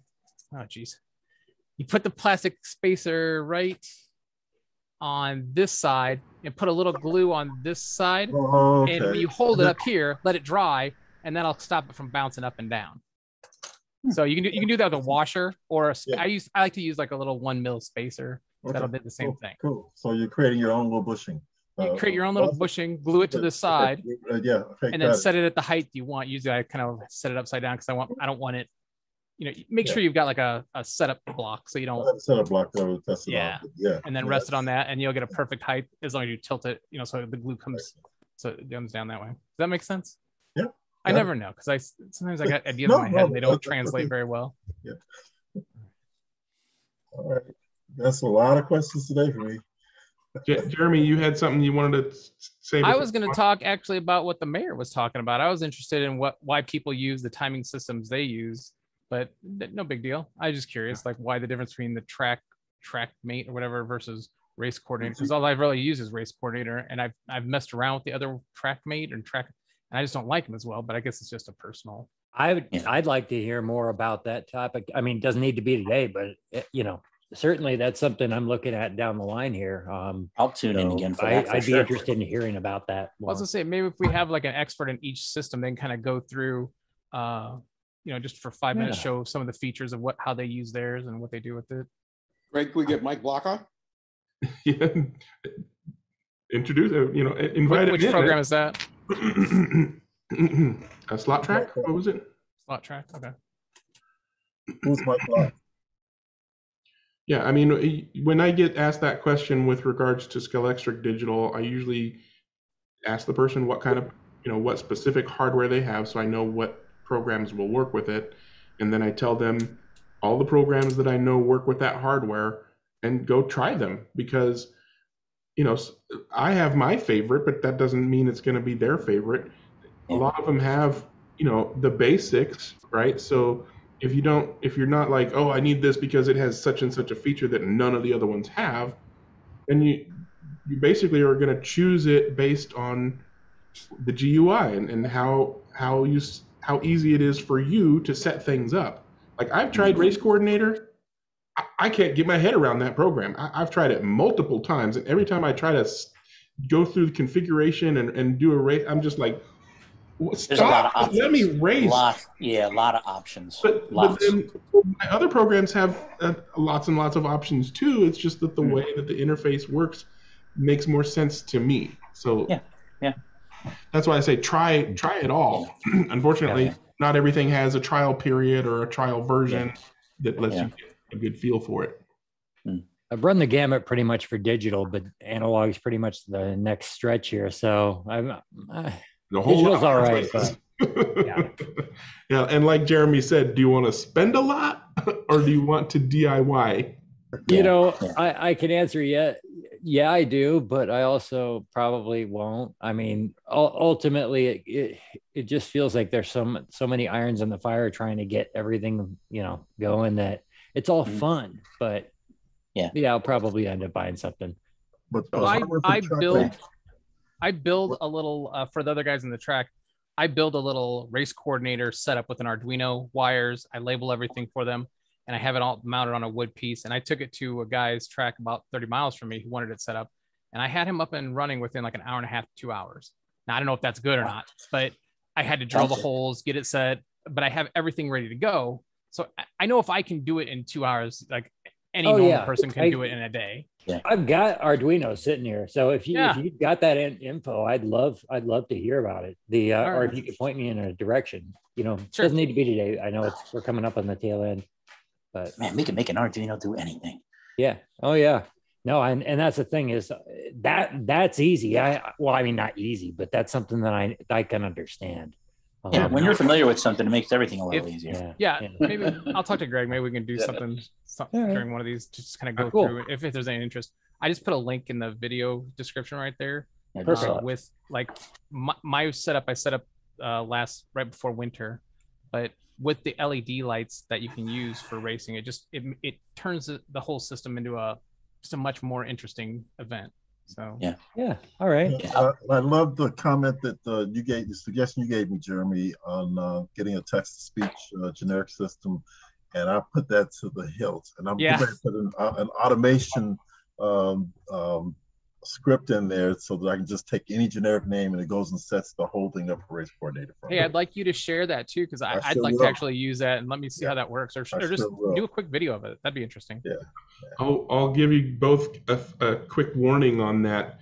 Keep everything as short as you possibly can. Oh yes, absolutely. You're gonna have to, I think you can set a timer in these meetings. You can put like a 5 minute or whatever, and then. No. I mean, what is being spoken, right? So like most of the guys in my club have, for their in the analog club, most of them have DS hardware, so DS boxes, timing boxes, DS light bridges, and most of them use a software that was written by one of our former members, and he included, voice, text to speech, feedback in his program, and if you're not thinking about the length of what the thing is gonna say, it could be just a cacophony of it saying all kinds of things over and over, because a lot of things happen per lap, or reminders happen per lap, like low on fuel, or just all this stuff happens for multiple racers, and when you've only got a few seconds per lap, the more complicated it gets. Keep it short and sweet. And on that note, I'm going to hit the stop button. Follow the links in the description for all the cool stuff we talked about. And until the next time, we'll say goodbye. Bye.